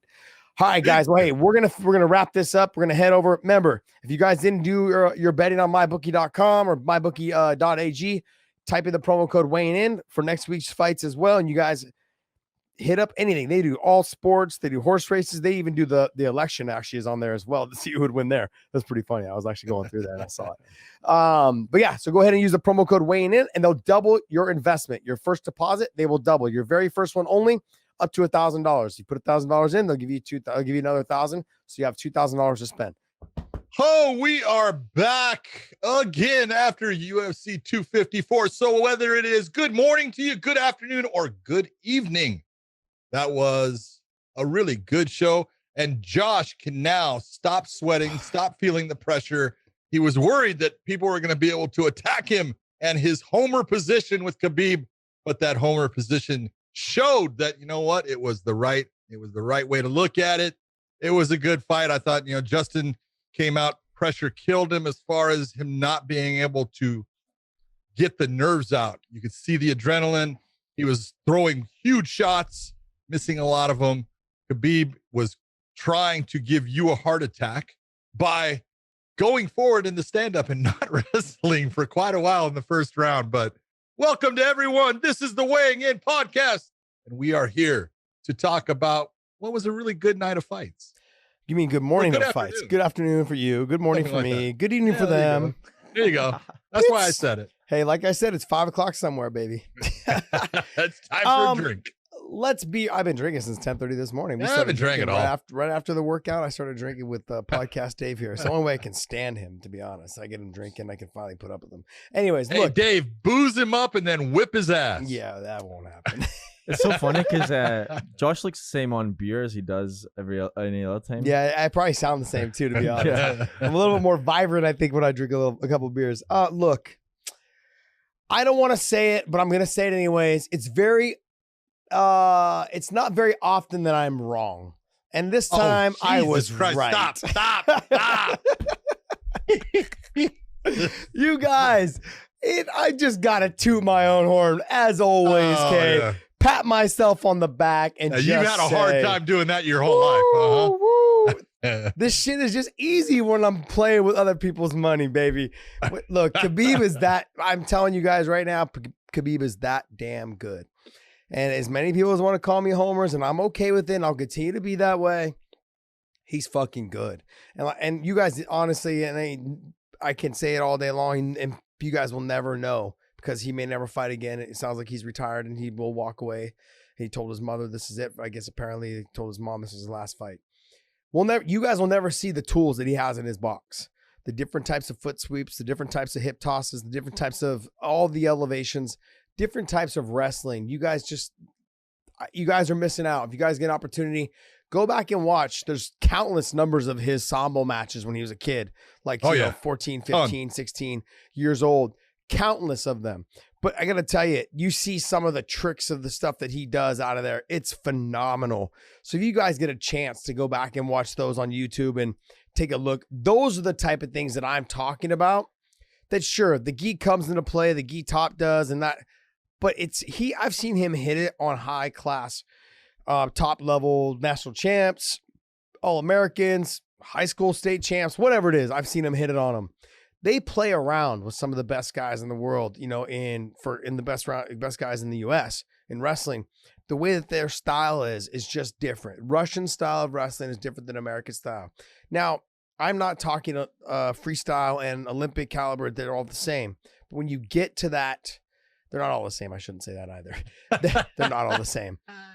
But I'll let you continue on with your rant here. But when you get to folk style, when I'm talking folk style college wrestling versus freestyle and Russian style sambo wrestling is different. That's different. Okay. And the difference between US Olympic wrestlers and the Russian style wrestlers, they've started equaling out a lot more as of the last, 8 years, 10 years, and maybe a little bit more than that. Yeah, a little bit more than that. I would say a little bit more than that. And sure, we always had a couple guys that have slid in there, but they've, Russians have always had guys at the top of the food chain there in those areas. We have started as U.S. wrestlers. I should say they, because I'm not part of that conversation. They have started to really even the odds, and you've got Dake, you've got Jordan Burroughs, you've got all these guys that are at that top. They have Taylor.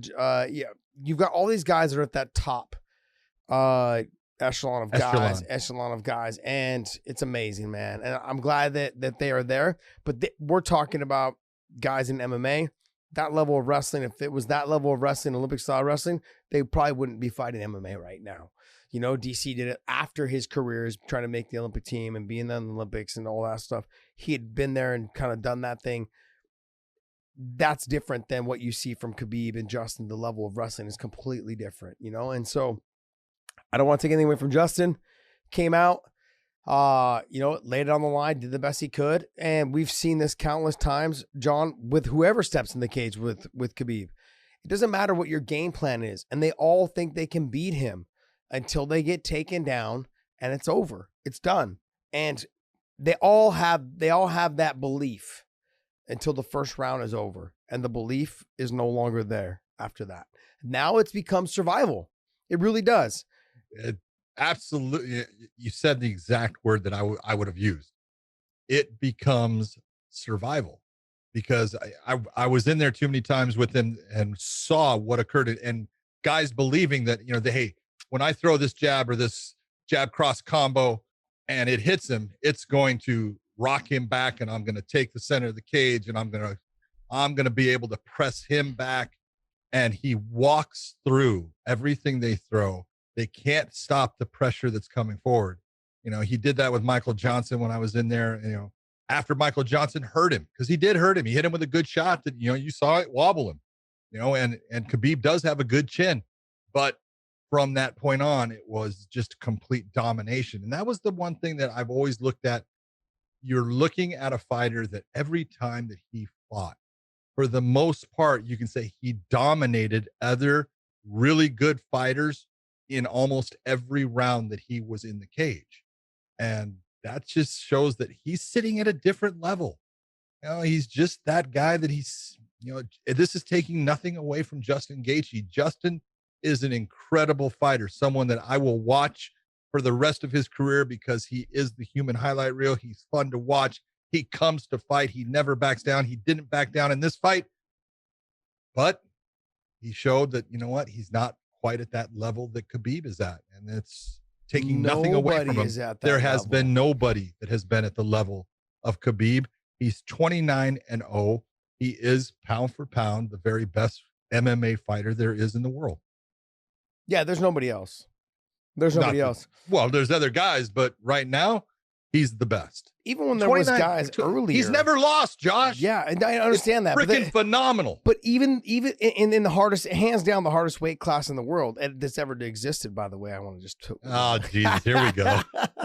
Us light guys, man, we carry the weight for the whole promotions around here, man. Look, he's that good. And everyone's like, oh, Josh is being a homer, and you guys can continue to say it, but he has never not proved me right. Like, he's the guy that will continue to be that if he was to continue fighting, which he's not.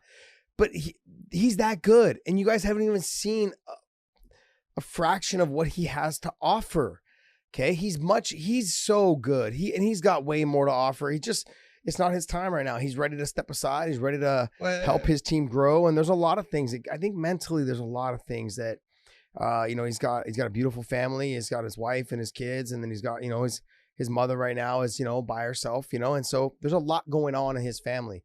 Not only that, but then I have talked to him for years, and his conversation has always been, when I am done, which is what he said will be soon, is that Islam will take my place. That's why I believe that they are trying to fast track Islam, the Dos Anjos fight. That is like, okay, look, if he beats Dos Anjos, now we put him right into a top 5 fight after that fight. And then after that fight, we move him right to almost a title shot. Good job, Dave. Okay, if we put him right into like a title shot, or not a title shot, but like a number one shot. He's 3 wins away from a title shot. I think he's 2. The way they're going to fast track him, because it is Khabib's boy, I think they're going to fast track him for 2 fights. 2 big wins, I think they're going to put him in a title. We talked about after the Khabib Gaethje fight, we talked about, well, what do you do now? Well, you've got Tony Ferguson sitting there. And I think Tony Ferguson versus Michael Chandler is the fight to make. Great. I think that's a great fight. I think I can understand where Tony doesn't want that fight. And I'm not saying Tony doesn't want it because he's afraid of Michael Chandler. That's not it. Tony's not afraid of anybody. Exactly. But I think Tony looks at it and goes, there's no real upside for me if I beat Chandler, because he's never had a fight in the UFC. So he's really not established. That's not going to do me any good. But I think it would do him good, because the UFC has put Chandler in that position, making him the alternate for this fight if it didn't happen, if one of the guys fell out, and also believing in him. You know what? If you have a good performance against him, I think that puts you in that contention for what I would say would be, you're going to have, I think you're right, Conor versus Dustin Poirier is going to be changed to a championship fight. There's no doubt. I don't believe there's any doubt about that. Whoever wins that is going to be the 155-pound champion. And then you have on the other side, you've got Hooker sitting there waiting. Yeah. And, you can put Hooker against a couple of different guys, but I think you put Hooker against Gaethje. Yeah. Both coming off of losses. Hooker's coming off a loss to Poirier. Gaethje now coming off a loss to Khabib. But Tony versus Chandler. Hooker versus Gaethje. You have the champion sitting there. Those guys fight for it. Either Conor or Dustin becomes your champion. And then whoever wins between those two, have them match up. They get the championship fight. That's why I say Islam's at least 3 fights away. Okay, so I can understand what you're saying, and I would agree with you. I would, but I also know that Khabib carries a lot of favor with Dana. So, and we've seen guys get pushed into positions to bypass people, and I don't think Khabib would pull that card, but I think a win over Dos Anjos, if he has a convincing win. I'm saying if he finishes him, subs him, puts him away, TKO, whatever it is, knockout. If he does that, they're going to move him right up into that Paul Felder, Charles Oliveira, Dan Hooker range. What's it called? Ali Quinta, Kevin Lee, none of that stuff. I could see them putting from fighting Dos Anjos somewhere, either Oliveira. Yeah. Would be a good matchup. Yeah. Oliveira, I even like Dan Hooker. I think Dan Hooker has other things. The Gaethje put Hooker fight against Gaethje. Yep. I think that's a great fight. It's going to be fucking fireworks to begin with. That right there is a great main event for any card they want to have it on. And then you've got, I actually didn't even think about it until you brought it up, because I've kind of spaced out the Chandler thing because he's not in the rankings either. Because that's the thing. They don't know where to rank him. Well, you can't rank him. You can't rank him. You should rank him right now. He's got to fight. Yeah, so they don't know where to rank him. So they're gonna put him in, like, him against Tony would make it. I could see him maybe fighting Oliveira. You think he's gonna get past Oliveira? Yeah. I don't know. I think the submission threat is there, and I know he's never been submitted. You're absolutely right. The submission threat is there. Yeah. Just the sneakiness of it all, the way he is, the way that Charles Oliveira sneakiness is. I think Chandler beats Felder. I think Chandler beats Ali Quinta. What's the other guy's name? Diego Ferreira. I think he beats him as well. So Chandler, who he has a hard time with, though? He has a hard time with Dariush. Beneil, man. Yes, Beneil is on fucking fire right now. Dude, he's looking good right now. He's fighting fucking awesome in the stand-up. His ground game is phenomenal. Yeah. Man, he's on fire right now. You put him making with good fighters look bad. But if I was Chandler, I wouldn't take that fight. I wouldn't take that fight. He's ranked number 11, and I just wouldn't want that fight. You're long, you're lanky, you're fucking good, you hit hard, and you're good all the way around. Like, Chandler's got to be in that conversation for the Tony fight and maybe the Oliveira fight. Those are the only two. Man, if he wants to go as low as Paul Felder, I would say there. I wouldn't go past any of that for your first fight in. Just do it, man. Like, he's 34 years old. He doesn't have no time to waste. They already offered him the Tony fight. He took it. Tony didn't, and I understand why Tony didn't. It's, that's no disrespect to Tony, but none. I think they're going to make that offer to Tony again. Tony he's come up with some good lines about, you think I'm a piece of shit. You don't like me. And it's like, it's not it. This is about ticket sales. Mm-hmm. It's about eyes on the TV. Well, there is no ticket sales right now, but I know, but that's, that's the way they look at it. And so it is about, well, if we put you on this card, we think we can make money putting you against him on a card. And that's all that matters to him. And I don't blame him. Yeah. That's kind of the way to go. Khabib steps aside. They want Conor to be champion. So it'll be Conor and Dustin. That fight, I think that's the biggest reason why Conor came back as the champion to fight for the title in the January fight. He said he wanted to fight before January. The reason why he came back was because he knows that I think they already kind of knew that Khabib was going to retire, probably, and they wanted to have this. Everything okay? Did I sit up this way and it kind of ruined your shit? No, it's good. You're good. Okay. I found myself slouching. It's getting hot a little bit in here. Oh, lights. I'm bringing the heat, baby. I'm bringing the heat. Oh, okay. Oh shit. About 30 minutes ago, you were like, "Hey, oh man, I'm so nervous. My heart rate." we've attached our live show to this. I think you guys will see, and if you guys go back and watch, Man, it stresses me the fuck out, John, when I got to watch my boys fight. It's tough. so tough. Like, I've always said, man, the Ah. worst job in MMA is being an MMA trainer. Being the guy Yeah. who's, there, spends all the time working out with the individual, getting, the game plan together. As soon as they step into the cage, you have zero control. Yeah. It's gone. And you care so much Yeah. about what's going to happen. And you have no ability to do anything about it, really. It's a horrible position to be in. It's fucking disgusting. it's disgusting. Like, it's so bad. I mean, I was watching, I can go all the way back to like when I cornered Fitch against Shoney Carter, like in some small show in Vegas. It's like, you're in the back and you're watching them warm up and you're thinking to yourself, I have, like you said, no control over what this guy Zero. does in the fight. But then, I've cornered guys where it's like playing a video game. Yep. And it's like, God, okay. That's when it's working. Yeah, you're like, this is all working perfectly. And then you tell me you haven't had guys that go out there and everything that you talked about, they're doing exactly the opposite. And they still win, thankfully, most of the time. Well, you're lucky. Most of the time they still win. But there's guys that just do that. Like Fish sometimes just didn't listen.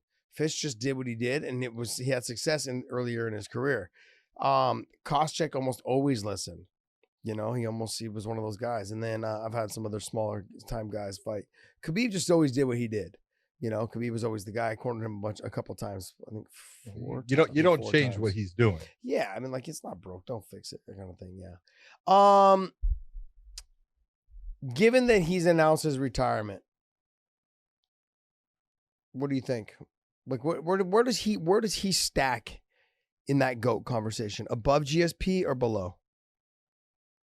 You've got to look and be honest. He's 29-0, Josh. Now, I think that overall, you look at his earlier career, and then you can look at some of his fights in the UFC. Obviously, his last several fights, he's fought, the absolute top of the food chain because he was the champ, and they're bringing him the very best they can to, give him a challenge. And, but I think overall, St. Pierre had guys that were bigger stars for a lot of his career that he was fighting.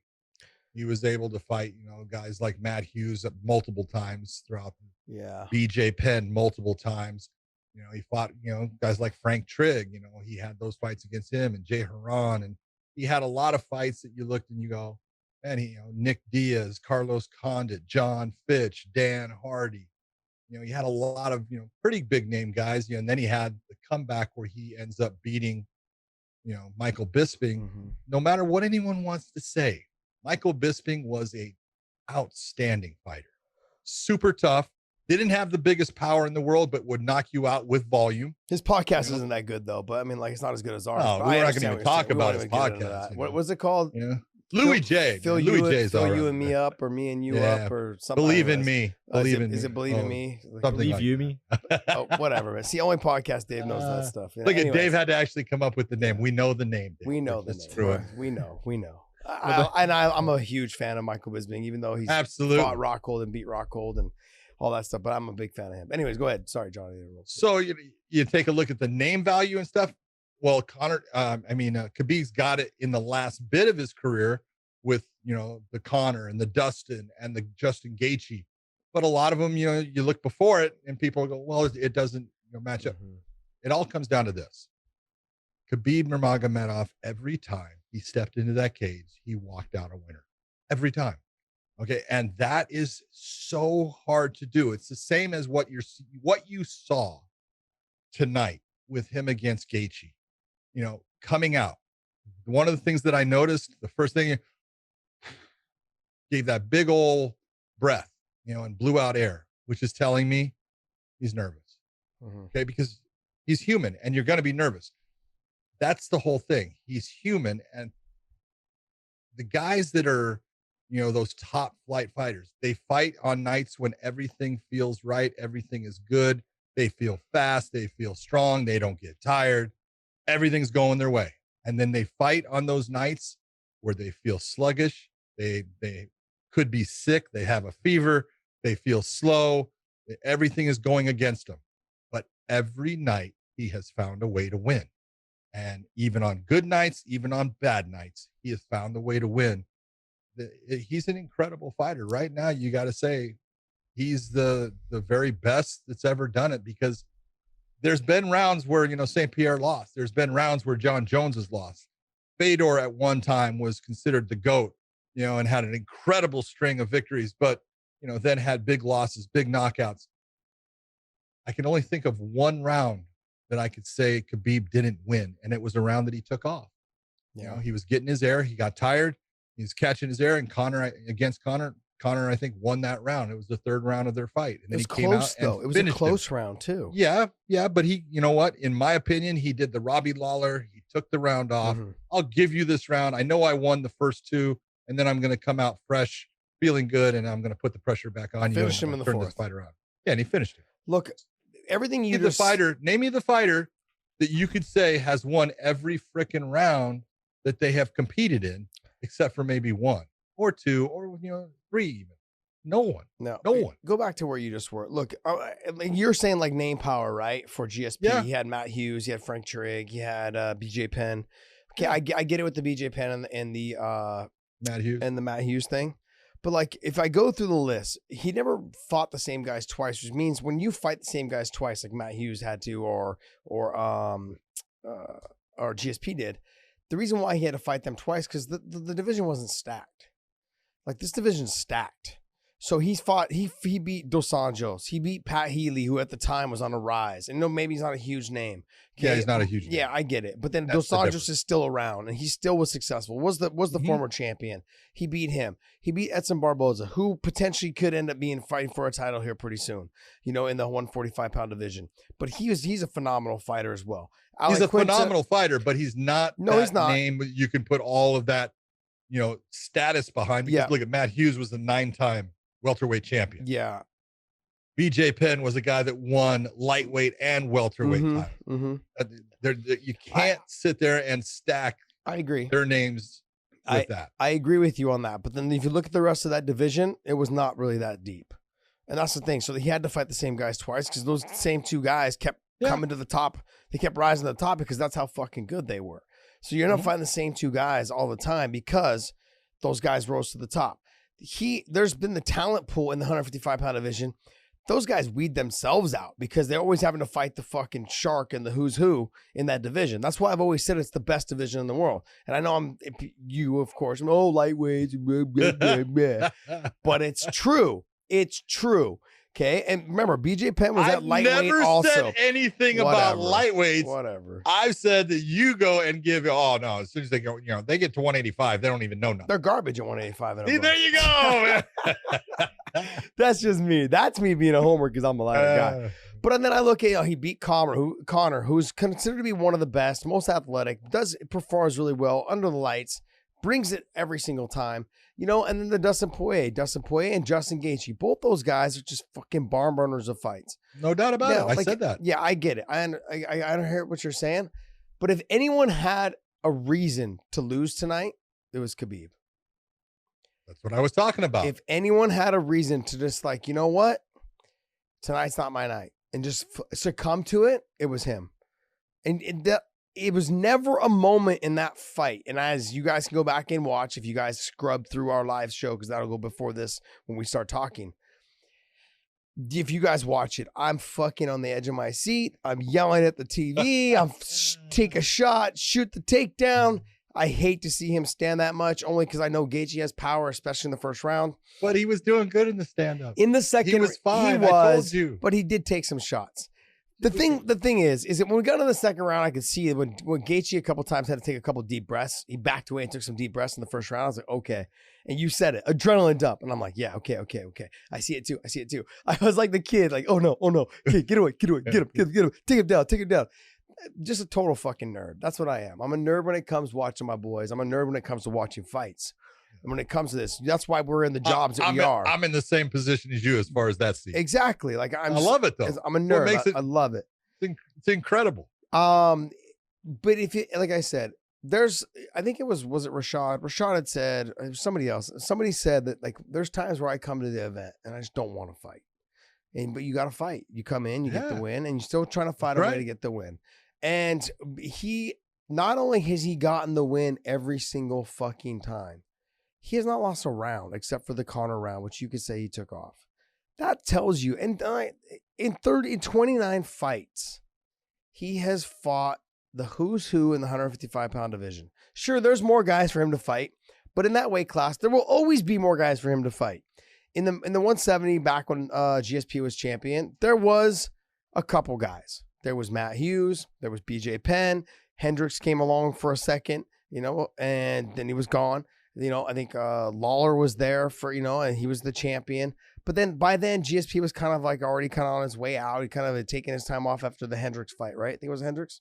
Yep. He had said, I'm going to take some time off, came back and ended up beating Michael Bisping. To take that amount of time off and come back and win a championship at 185 pounds is absolutely amazing what GSP did. But I'm still, and this is not a homer thing, I am still going to put Khabib ahead of GSP, but only by this much.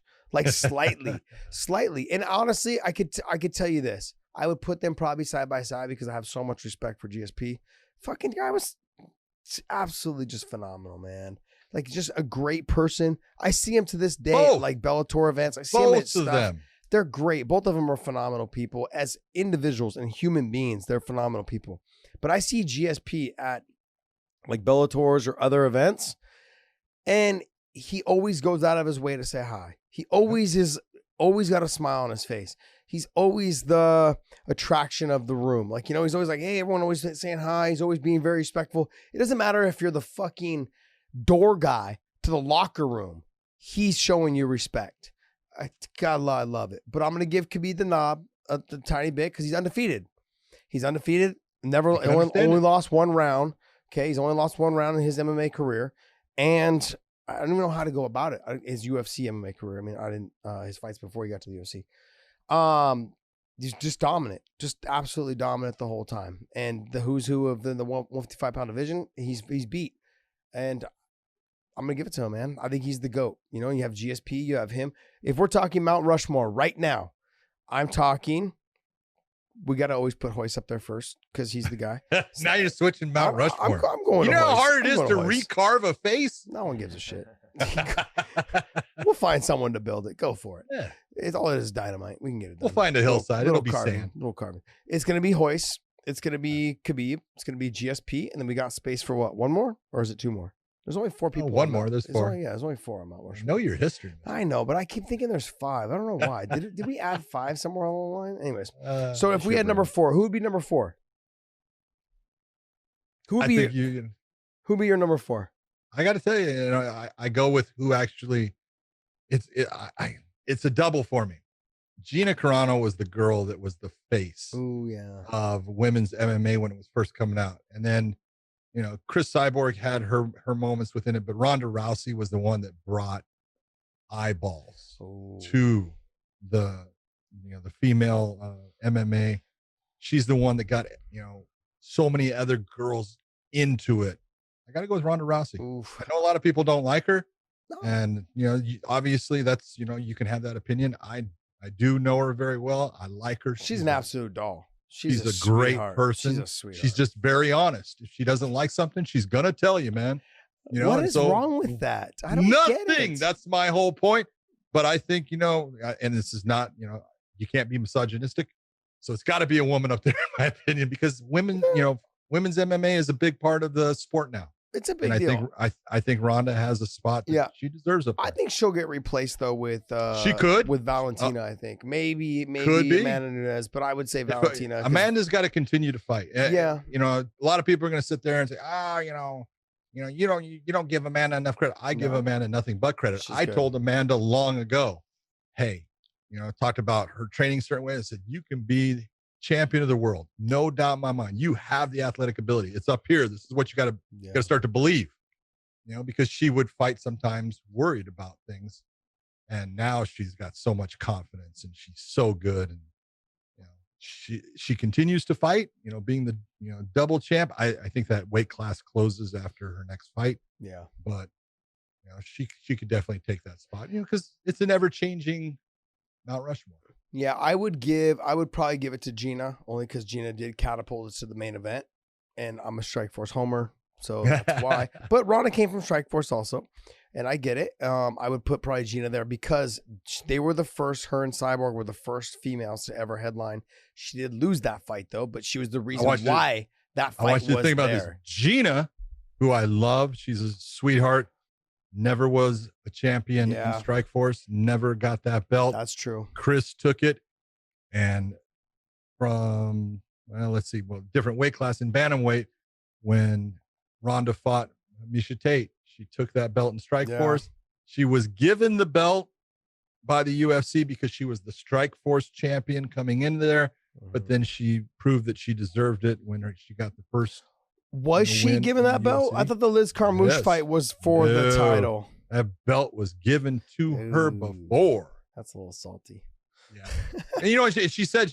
At the time, she said she didn't want it that way. Yeah. She goes, I think I have to earn it, and that's what this fight will prove. And I thought she was right. She was always a sweet girl. I always see her like in the, back locker rooms and stuff. And she was always smiling and laughing. And people always give her a hard time. I never had anything against her. I think she's amazing. She is amazing. She's a doll. Okay. You might have changed my mind. I probably maybe put Ronda there. I get it. I go to the Gina thing only because she is the biggest reason why women's MMA existed, because of she helped make it what it was, no doubt. So and it was a lot of things. Obviously, it was her look. She's a beautiful person, beautiful woman. Personality, but it was her personality. She would fight, and she also fought very aggressive. She wasn't just looks. Oh yeah, she would. No man, she'd fucking throw stand up. Down. She could fight. Yeah, she freaking had. She threw straight shots. She had power. Mm-hmm. Gina was fun to watch. Yep, very true. Okay, so that's our Mount Rushmore, and then we got Ronda's up there. I guess I'm gonna side with you for once in my life. Okay. For once. Okay, so let's talk Whitaker and Cannonier. Oh man, Whitaker! I thought he looked so good, and I thought Cannonier did exactly what he actually threw the leg kicks, which I was very impressed with. But he got hurt on that one check, and he kind of went away from it in the first round, and I think that's what lost him the first round, because he was winning that first round, and then Whitaker came back and was hitting him. That the jab was the difference for Whitaker. Yeah, that left hand, he hit Cannonier multiple times with clean shots, snapped him back, and when Cannonier stopped with that leg kick, the jab just progressed, and it was that first round that Whitaker ended up taking. Then we talked about the second round. It was a super close round, but I thought in reverse, Whitaker came out. Then when Cannonier started getting that leg kick back, I think he overtook him in the second round just by a little bit, but he got it. Yeah. In my opinion. And then the third round, when Cannonier got hurt, him getting up off of the deck eventually, when he did, getting back to his feet and then rocking Whitaker, just shows what kind of heart Cannonier has. No quit in him, man. He put on a great performance. I thought they got it right. I thought Whitaker won the fight, but Cannonier is going to be someone that people are going to have to deal with in the middleweight division for a while. Yeah, I thought he did a lot of good things. He seemed like he was a little bit of a step behind. He started off great with the leg kicks. You saw Whitaker's leg turn red after like 2 or 3. And I was like, oh, he's having success. And like you said, the one thing that he got checked real hard one time. He actually switched his stance after that. Yeah, it hurt him. Yeah, so he switched his stance after that, went to southpaw. And then he got away from the kicks, and that's when he started kind of losing the fight a little bit. Third round, exactly what you said. Got rocked early, came back, got back to his feet, then rocked Whitaker. Just didn't have enough time to get the rest of that round going. That's a fight almost would have been that fight you want to see, the 5 rounds. The 5 rounds. Yep, I would have wanted to see that 5 round fight. I thought overall it was a great fight. It was a great night. It was a great I want to say great night. It was a great morning of fights for me. Great afternoon for you. Let's pull up that division. Let's see who else is in that division, buddy. What you got there? You got some studs in that one. Yeah, they do. They do have some studs in that division. And I think 185 is always the weakest division too. It used to be, but now you can look and you go, oh man. Yeah. I think 205 now is, I think 205 is the weakest division now. I think you've got 2 or 3 guys that are good at 205, but guess what? 85 is not the weakest division. You got Izzy. Izzy's the fucking man. Oh, and you got Robert Whitaker. You got Cannonier. You got Costa. You've got Hermanson. Yoel Romero. Come on, Romero's at number 5. I know he's 48 years old, but Jesus Christ. Number 5, you got Darren Till. Brunson, he's coming. He's I think he's figured it out on how to fight at a pace. Still that got he can Gastelum control. in there. Yeah, you got Gastelum in there. You got Weidman making a little bit of a comeback. You got Uriah Hall fighting Anderson Silva coming up. I mean, you've got some fights, and not to mention you got the Russians that are coming up through the back burner there. Vittori's tough as well. I mean, fuck, that's a stacked division right there. Stacked division. Yeah, they got some studs. Where was I going with this? You're gonna go with Cannonier. Who do you think? What do you think? I mean, like, where does he go? Where does he go next, and where does Whitaker go next? You know, Whitaker's earned another shot. You know, he was the champion. He didn't get an automatic, rematch, which is I have no problem with. You know, I think that was the right call. But he comes back and he beats Till. That was a really good technical fight, and I think he learned a lot of things as far as patience off of that fight. I thought Till was trying. There was a whole lot of go back and watch it. So many different feigning setups that they were trying to, trap each other into, and neither one's falling for him. So there was a lot of non-action, but there was action. And it was when they would exchange, it was good exchanges. And I thought he deserved to win that fight. It was close. It was narrow, but he gets the nod in that one. And then his performance tonight, you got to love his performance tonight. I thought he freaking fought an outstanding fight against Cannonier. I thought Cannonier came in with everything that you could ask of a guy. He withstood it, got hurt in the end, fought smart, got a hold of him at the end when, you know what, he was feeling that buzz and he was having some problems, gets him up against the cage, smart, fight overall. I think he deserves the Izzy rematch. Yeah. I think he's in a different place right now too in his life. I think, back when he fought Izzy that time versus now, I mean, I don't think he's gonna beat Izzy, but I think he deserved the title shot. I'll give it to him. There's nobody else for him to fight. Yeah. I mean, I wouldn't mind seeing him fight Paulo Costa, but you also get that vibe that, like, if Paulo does win, like, where's he gonna fight? He's gonna fight Izzy again? That was a boring fight. Yeah, no, you're not a good fight. So what are you gonna do? You're gonna at least Whitaker Izzy fight. Yeah, was competitive because Whitaker was really coming forward. In fact, he was coming forward way too fast. He was trying to do too much. The Costa fight, no one was coming forward fast. Izzy was just lighting him up whenever he would come into a range. Yeah, and it was just a a difference in styles, difference in levels. Is that stand up? And Costa was getting hurt and trying to act like he wasn't doing anything to make that damage stop. Yeah, Darren Till and Paulo Costa would be good. That would be a good fight. That would be fun to watch. Just call me the matchmaker. But technically, if you're Costa, I don't know if Till's the best fight for you to come back again in. Yeah.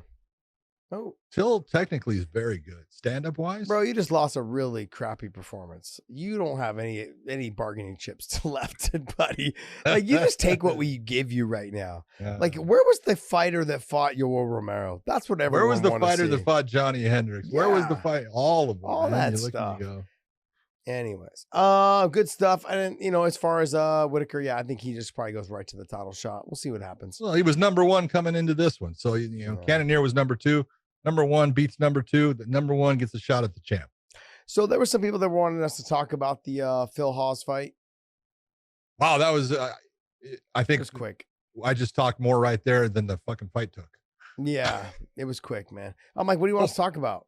He went out there and starched him real quick. He got hit behind the ear. It took away his equilibrium balance. Then he got hit with a freaking right hand and then a left hand that starched him, took his lights out, put him on the ground. I mean, scroll over, Dave. I think it's like 20. I think it was like 28 seconds. 18.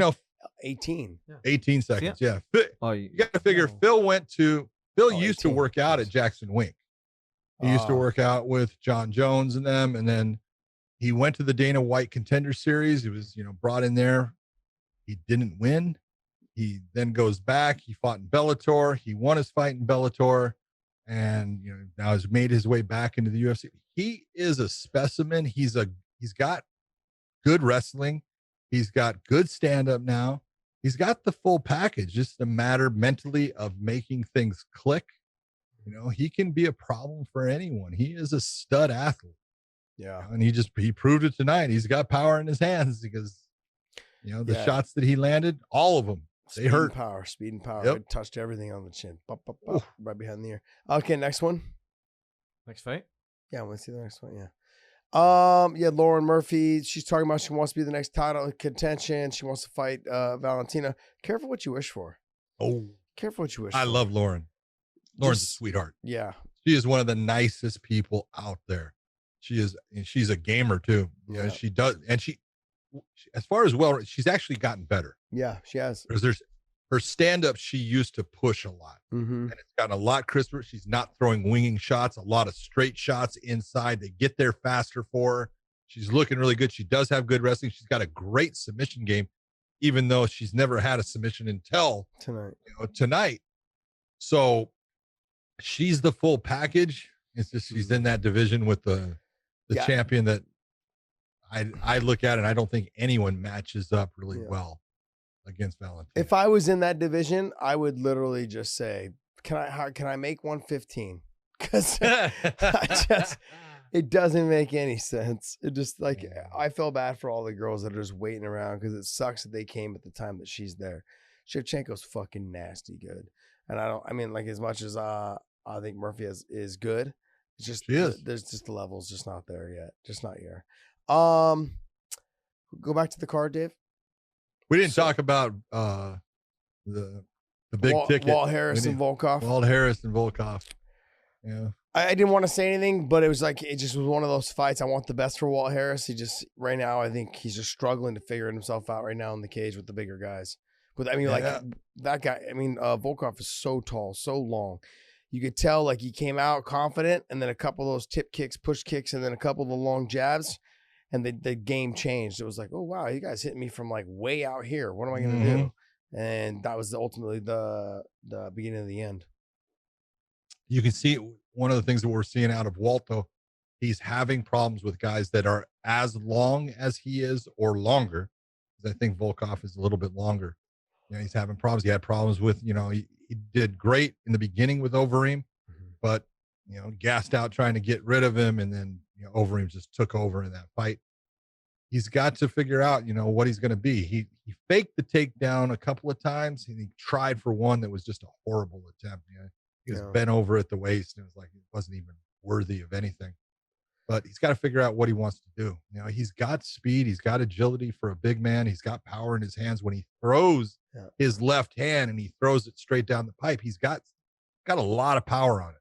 But you're not throwing it. You're never going to do anything with it. And he's got to figure out what he's got to change up to get back into a groove where he is the aggressor in the fight. Because in his last couple, he was the aggressor for a short time in the beginning with Overeem. He was never even the aggressor in this fight. Volkov, dominated position, dominated where the fight was going to be at. And like you said, multiple times hit him with that front push kick and then ended it with it. That toe kick right to the solar plex area just ate him up. So, Tuivasa. Dude, it's one of those things when you're looking, I like Stefan Struve. What a good guy he is. But anytime anybody is able to get inside on him, he's at a disadvantage. Mm-hmm. He is so tall, and his head is up, and he brings his head up many times, so his chin is sticking up in the air there. He just has a problem when it gets into the clinch game. Yeah, he's got a very aggressive ground game. He's good off of his back. He's good even when he's in the top position. He can do well, but when he is against the cage, I can't remember a time that I thought he was winning the fight in a clinch position against the cage. How does a guy that tall not have a good knee game? You would think because he's only got to bring his knee up halfway and it touches the other guy's chin. We've seen, what was the big tall guy we just had fight? Mowry. What's Mike's? What is his Steve name? Mike? Mowry. Steve Mowry. I want to call him Mike. I knew it was a full tall Steve. Full American 6'8". Yeah, he's 6'8". He fights in Bellator. Big tall guy, super athletic. Fighting a guy who's 6'5" and touched his chin 4 times with a knee. Why is Stefan Struve not using that? I don't get it. He's not bad at controlling the head but he just doesn't need the head. Get your back off the fence and throw some knees in there. How do you not have one of the best knee games in the business? I don't get it. What was the big call? What was the other big tall MMA guy that fought in Pride? He fought in K1 also. Oh, you're talking about Semi Schill. Yes. He got a great push kick, and he had fucking phenomenal knees. Oh, dude, he was also the K1 Grand Prix champion. How many times? I know, but how do you not? could How fight. do you The not try to stand-up? fight like guys like that, being as tall and long as you are? He was 6'11", semi-show. Yeah, Semi-Schilt was 6'11". I'll tell you what. One time I was doing a Semi-Schilt fight. He was fighting Pete Williams, and Pete Williams ends up having Semi-Schilt in his guard, and Semi-Schilt grabs Pete's wrist. And Pete goes to roll his wrist out, and he can't. And he can't do anything to get rid of Semi holding his wrist. And he's looking at me. I'm like, man, you better figure it out, dude. Let go with your legs. I had the same fucking problem when I fought Tony Ferguson. He would just grab my wrist, and I was like, his fucking enormous hands. He'd just go right around my whole wrist. I couldn't roll out. I couldn't do anything. I'm like, all right, this is bullshit. It's tough when you're on top in someone's guard and they've got your wrist and you can do nothing. You're like, this is fucking garbage. Yeah, I know. Okay, so look, scroll up a little bit, Dave. The fight for me, the fight of the night to me was the Casey Kenny and Nathaniel Wood. What a fight! I don't know how that fight did not make the main card. How fast and how much output did those guys do in that fight? If those guys didn't get bonuses, they got fucked. Sorry. If those guys didn't get bonuses, they got fucked. That fight was phenomenal. Take a look at my pick on my bookie with that fight. Hello. Did you pick it? Oh, yeah. You did? Who did you pick? You picked him to win? Yep. I don't know if I believe you. You got me to vote on Walt Harris. Yeah, that was my only loss. Man, I'm gonna have to go through this whole I'm thing so glad that you figure picked it out. too. Yeah. I almost bet it all on Khabib, but I don't bet on my friends. I don't. It makes it. Dude, you were nervous enough as it was. Oh, it was horrible. Can you imagine losing $500? all of that to win like another 400. It was like, oh shit. Oh hell no, man. It was plus. It ended up at plus 325. Was it? No, he would have been minus 325. Sorry, minus. Sorry, yeah, minus 325. Okay. So you bet 500 and you win. I don't even know. I would have been. I just don't bet on my friends. I don't bet on my friends, man. It's already stressful enough to watch them and to corner them or to do anything. You know, it's brutal.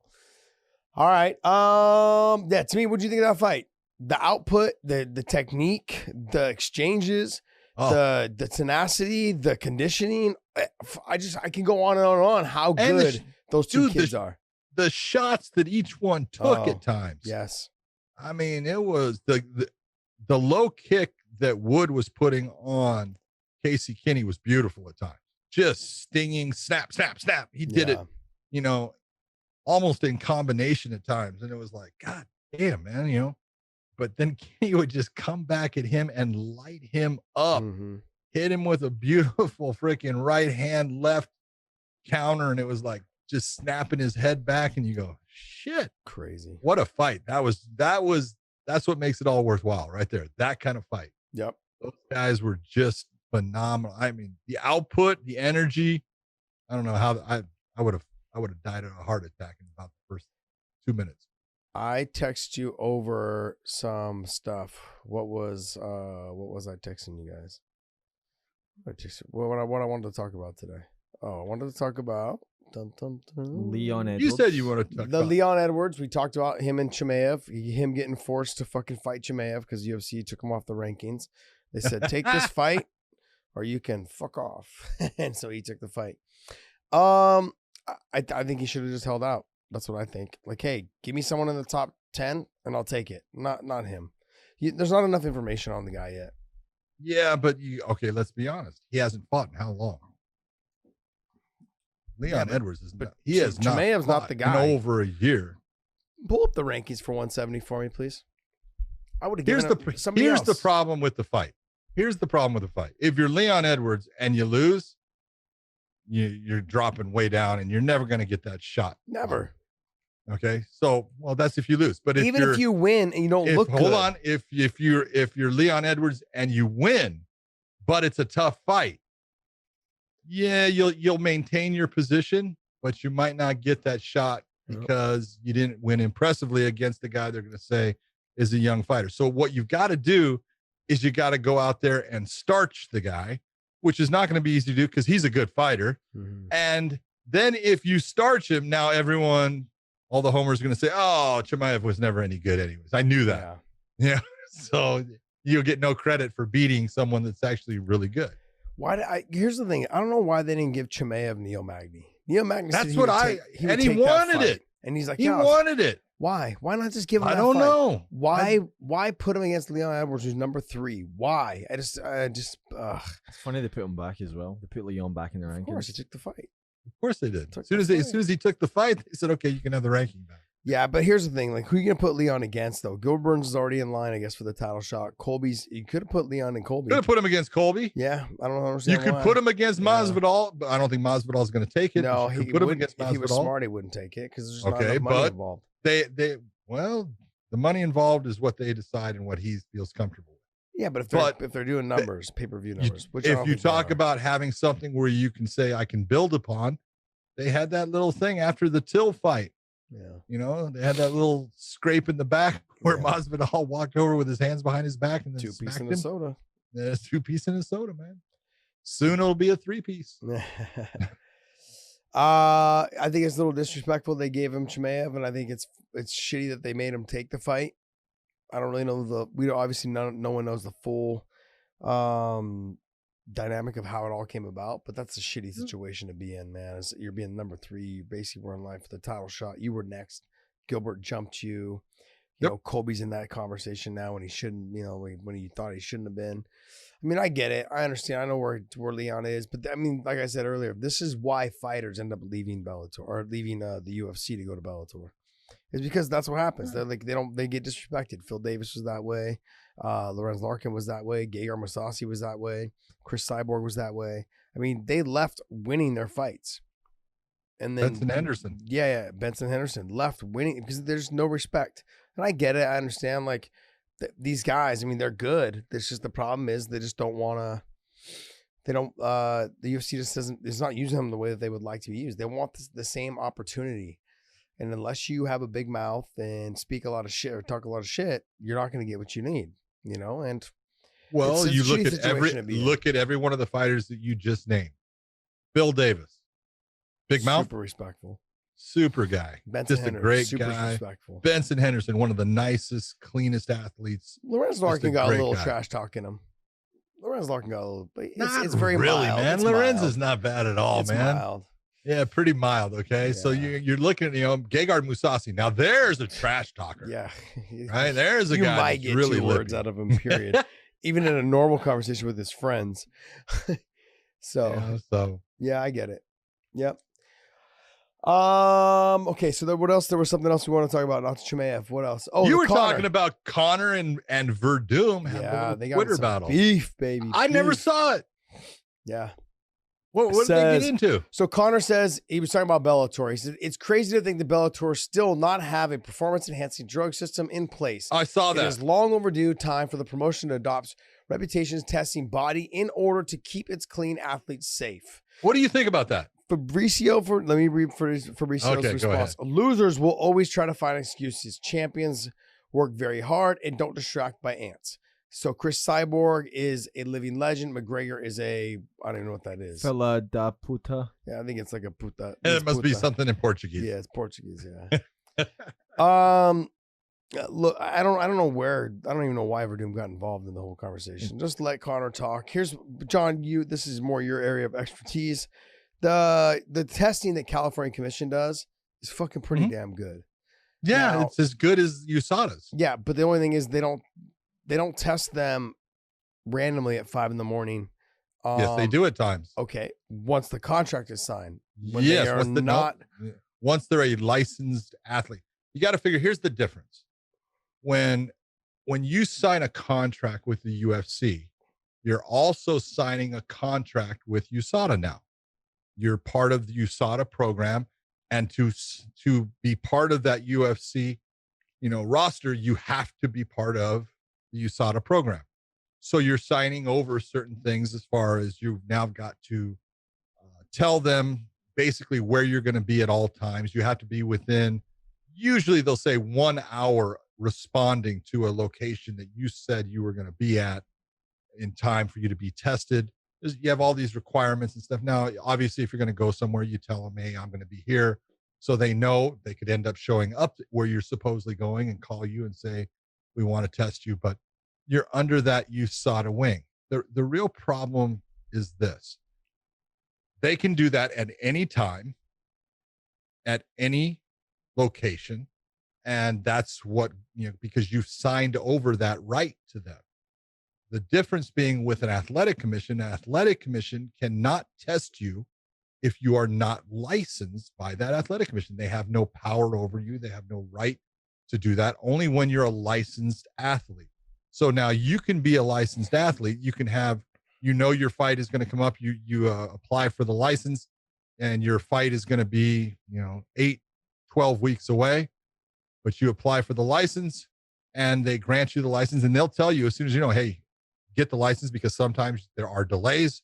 So they want you to get it. So you get it. So now anytime within that time frame between you getting that license, applying for it, them giving you the license, and your fight, basically 12 hours window wise after it, they can test you at any time and you have to respond for that test. Now, has that happened? Yes.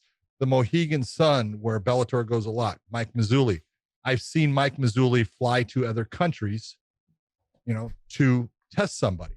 Mirko Krokop was, Bellator was in Italy. Mike Mazzulli goes to Croatia to show up at Mirko Krokop's to test him, and did. He has done it, with quite a few athletes. So once you're licensed, they can test you. The difference being, if you're not licensed, they have no power over you. They can't test you because they can't just come and invade your life. Is USADA a good program? Yes. Is USADA a good program? Also, no. Sometimes they're unfair. And I'm the first person to say, I don't want any cheaters in the sport. But when someone is tested and then pops for something, and then they say, hey man, I didn't take anything. And they say, well, what were you taking? And you give them, your over the counter supplements from GNC, and they go and buy, they don't take your products. They will eventually, but they go and buy that product from GNC, test it, and it comes up with what you are popping for. It's not your fault. You can't be, and what they're going to say is, well, you shouldn't have taken that product. Come on, man. I sounded like Joe Biden right there. It's a matter of an athlete is either trying to cheat or they're not. And too many times with USADA, this is my only complaint with those guys, with, the whole thing is they have to win. Yeah. It becomes almost like, the district attorney, I'll give you this plea bargain when they know we don't have anything on them, but they're going to try to get something to show that they win. Yeah. And USADA has done that with fighters, and it's wrong. If you can prove that they didn't do something knowingly to, pop or cheat, as you would, try to say, then, hey, say, you know what? We found the problem. You're not going to don't take this stuff anymore, and move on from it. But you don't have to win. Yeah. Here's the thing though, with John, like, I don't think it's would even be relevant with MMA, because we don't make enough money, period. Fighters in MMA don't make enough money. Is that those athletes in general, football player, basketball player, can get in cahoots with a performance enhancing company, say, or whatever, or a supplement company. And then they know what's in there that helps benefit them. And they can buy that product in cahoots with that company. Now, there's a lot on the line for that company to do something stupid enough for that. But there's also a lot of money involved with athletes that are like a LeBron or whoever else, like somebody at the high level and that makes a killing. And they get tested and they got tested for this. Well, guess what? We went out and bought 100 different samples from a GNC and they all came back that way. But yeah, they put them out that way because now you can go in and claim that you bought it over the counter and that it had it in there. And you think that's what they're doing? No, I'm just saying it could be done that way. No, I'm just simply saying it could be done that way. That's ridiculous. I know it is. To think that a company is going to purposely do that for this one athlete. But the companies do it purposely anyways for people to buy it and see results. Well, that's because they do it for results. Yes. So why not get paid to do it? That's the thing. Why not have an athlete pay you to do it, knowing that you can put it on the shelves? You're going to do it anyways. You might as well have an athlete pay you to do it and still make money because more people are out there getting results for it. I get what you're saying. I think it's dumb too.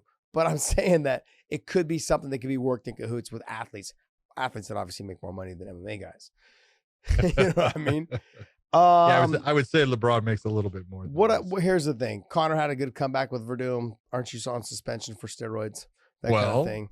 Yes. And I don't know if he is. I don't know if he is not, but he was at one time. Yeah. So look, I don't really think the exchange between the two of them. Does Conor have a point?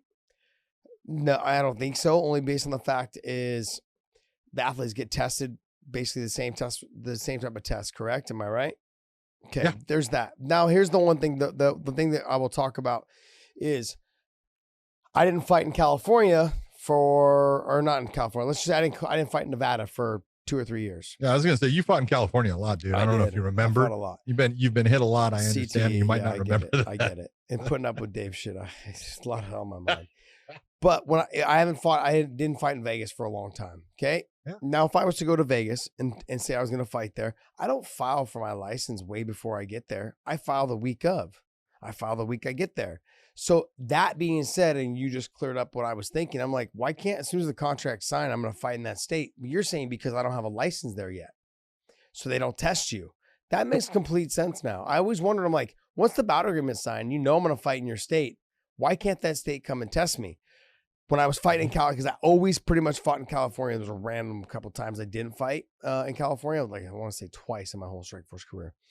The rest of the time I fought in California, they would randomly show up as soon as my bout agreement was signed. Like a week before, like the week after I signed it, they would show up, or they'd say, "Hey, you have to report to this lab company tomorrow morning, 8 a.m. Don't be late, or your license is suspended. Go there, take my test, and then like 2 weeks later, do it again, and then like the week of the fight, do it again. And then at the week of the fight, the night of the fight, weigh-ins or whatever, they would hit you up whenever. Like, I got tested so fucking much. It was crazy. It was crazy. You got good at peeing in a cup. But I was always fighting in California, so now it makes sense. I'm like, how come none of these other guys get tested as much as me? I mean, I would talk to other fighters that were from AKA that were fought in Strikeforce, and they're like, oh yeah, I've only got tested like once. Well, and you got to figure when you were fighting, you're fighting in California, so you're licensed for that year. Yes.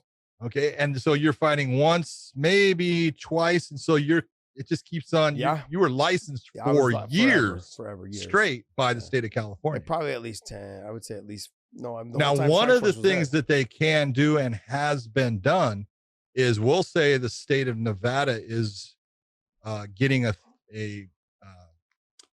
show, and they have on the bout sheet, you are scheduled to fight, and you try to hold back as far as being tested, or hold back on getting your license so they can't test you. They can go to a state that does hold a license on you and say, hey, we would like to test this person. We don't have a license. You do. Can you run a test for us? We'll pay for it. And that has been done. So interesting. Is it perfect? No, but there is no perfect. That's the problem.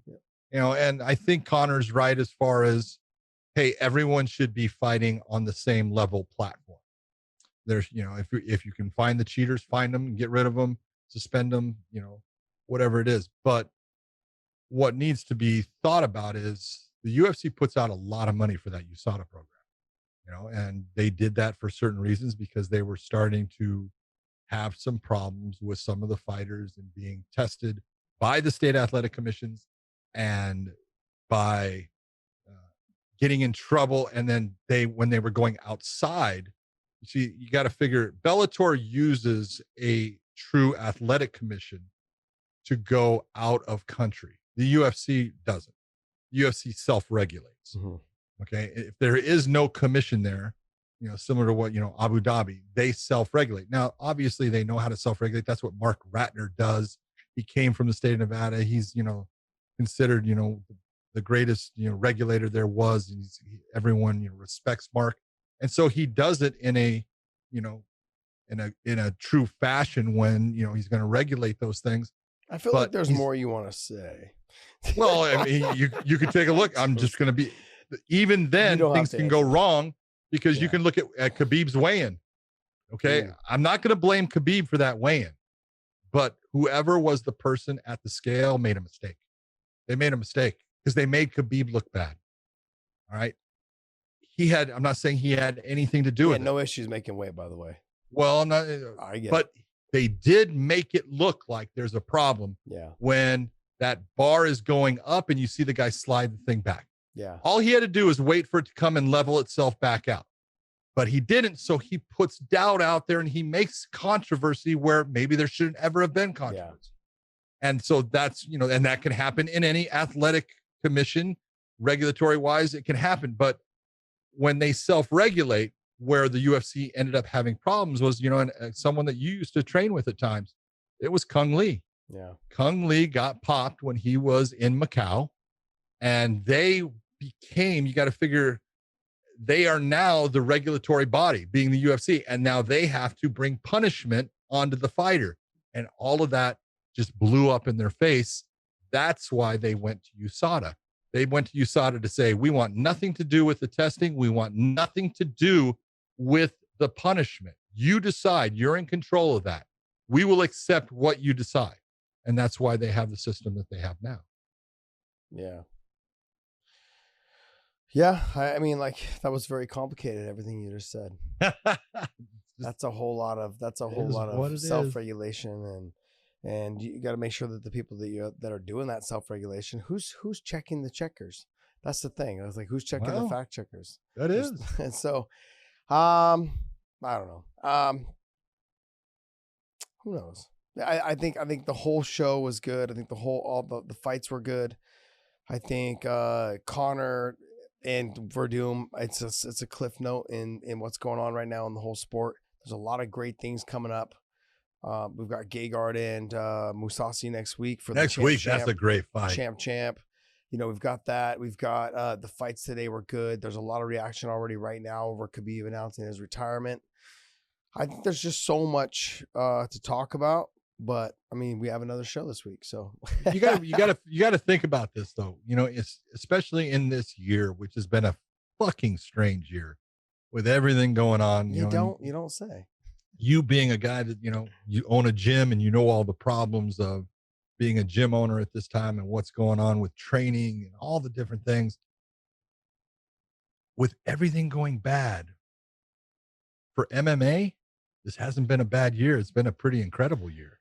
Well, because all the other sports put their fucking foot in their mouth. Well, I'm just saying, you got to say for MMA, man, MMA has thrived now in the last, since May. Yeah. May to now, it's been thriving. It's incredible. The fights have been incredible. The turnover is absolutely incredible. How many fights there have been, and everyone has been performing. Man, these fighters have been just putting it on the line. I appreciate everything in this wacky year. Yeah. Fights have been one of the shining elements of it. Well, people like the one thing with the fight game, right? It's an individual sport, so you don't have teams. Yeah. And look, I don't care about people's political views and all that stuff, but the fight game has not been that way since we've gotten back to having fights. And so that's the only issue is that no matter how you feel on one side or the other, people go to sports to get away from what goes on in real life. I tune in to watch boxing. I tune in to watch football. I tune in to watch basketball, baseball, all that stuff. I tune in to watch all sports to get away from the fact that I couldn't pay rent or my mortgage I didn't get enough hours this week to make my mortgage, or my gym is struggling, or, my clothing company's not making money, or my internet, my website's not working. My YouTube channel's not doing well. They come to sports to get away from that. Fighting has brought that to them. Other sports have brought that into it, and it's become a problem. You've already seen the NBA commissioner come out and say, we will not be having any logos, anything going on the court or on jerseys next year. We're getting away from it because the numbers have dropped. They made a huge mistake. They made a huge mistake. I would just simply say that people go to sports to get away from it, John. Let's just leave it at that. Absolutely right. That's your whole thing. People it's a reprieve from the real world. Yes, and that's what I need. That's all it is. And you need to understand that reprieve can be multiple ways for different people, and Yeah. you've got to make it centered for everybody. Yeah. Yeah, and I think fighting's done that. Common I think sense. Fighting has done that. Whether it's UFC, but even boxing. Boxing's had some good fights as well during this time. Yeah. Boxing's done a good job of doing that as well. And then with Bellator, and then I'm waiting for the other shows to come on board as well. There's a lot of action to be had in the fight industry. And baseball's pretty much almost over. You've got NBA just finished. You've got football is still going right now, but they're struggling because they got a ton of COVID people happening. So not fights, but games being pushed. But yes, what you got to say? I was going to say, it's the one time you can say thank God for the Reebok uniforms.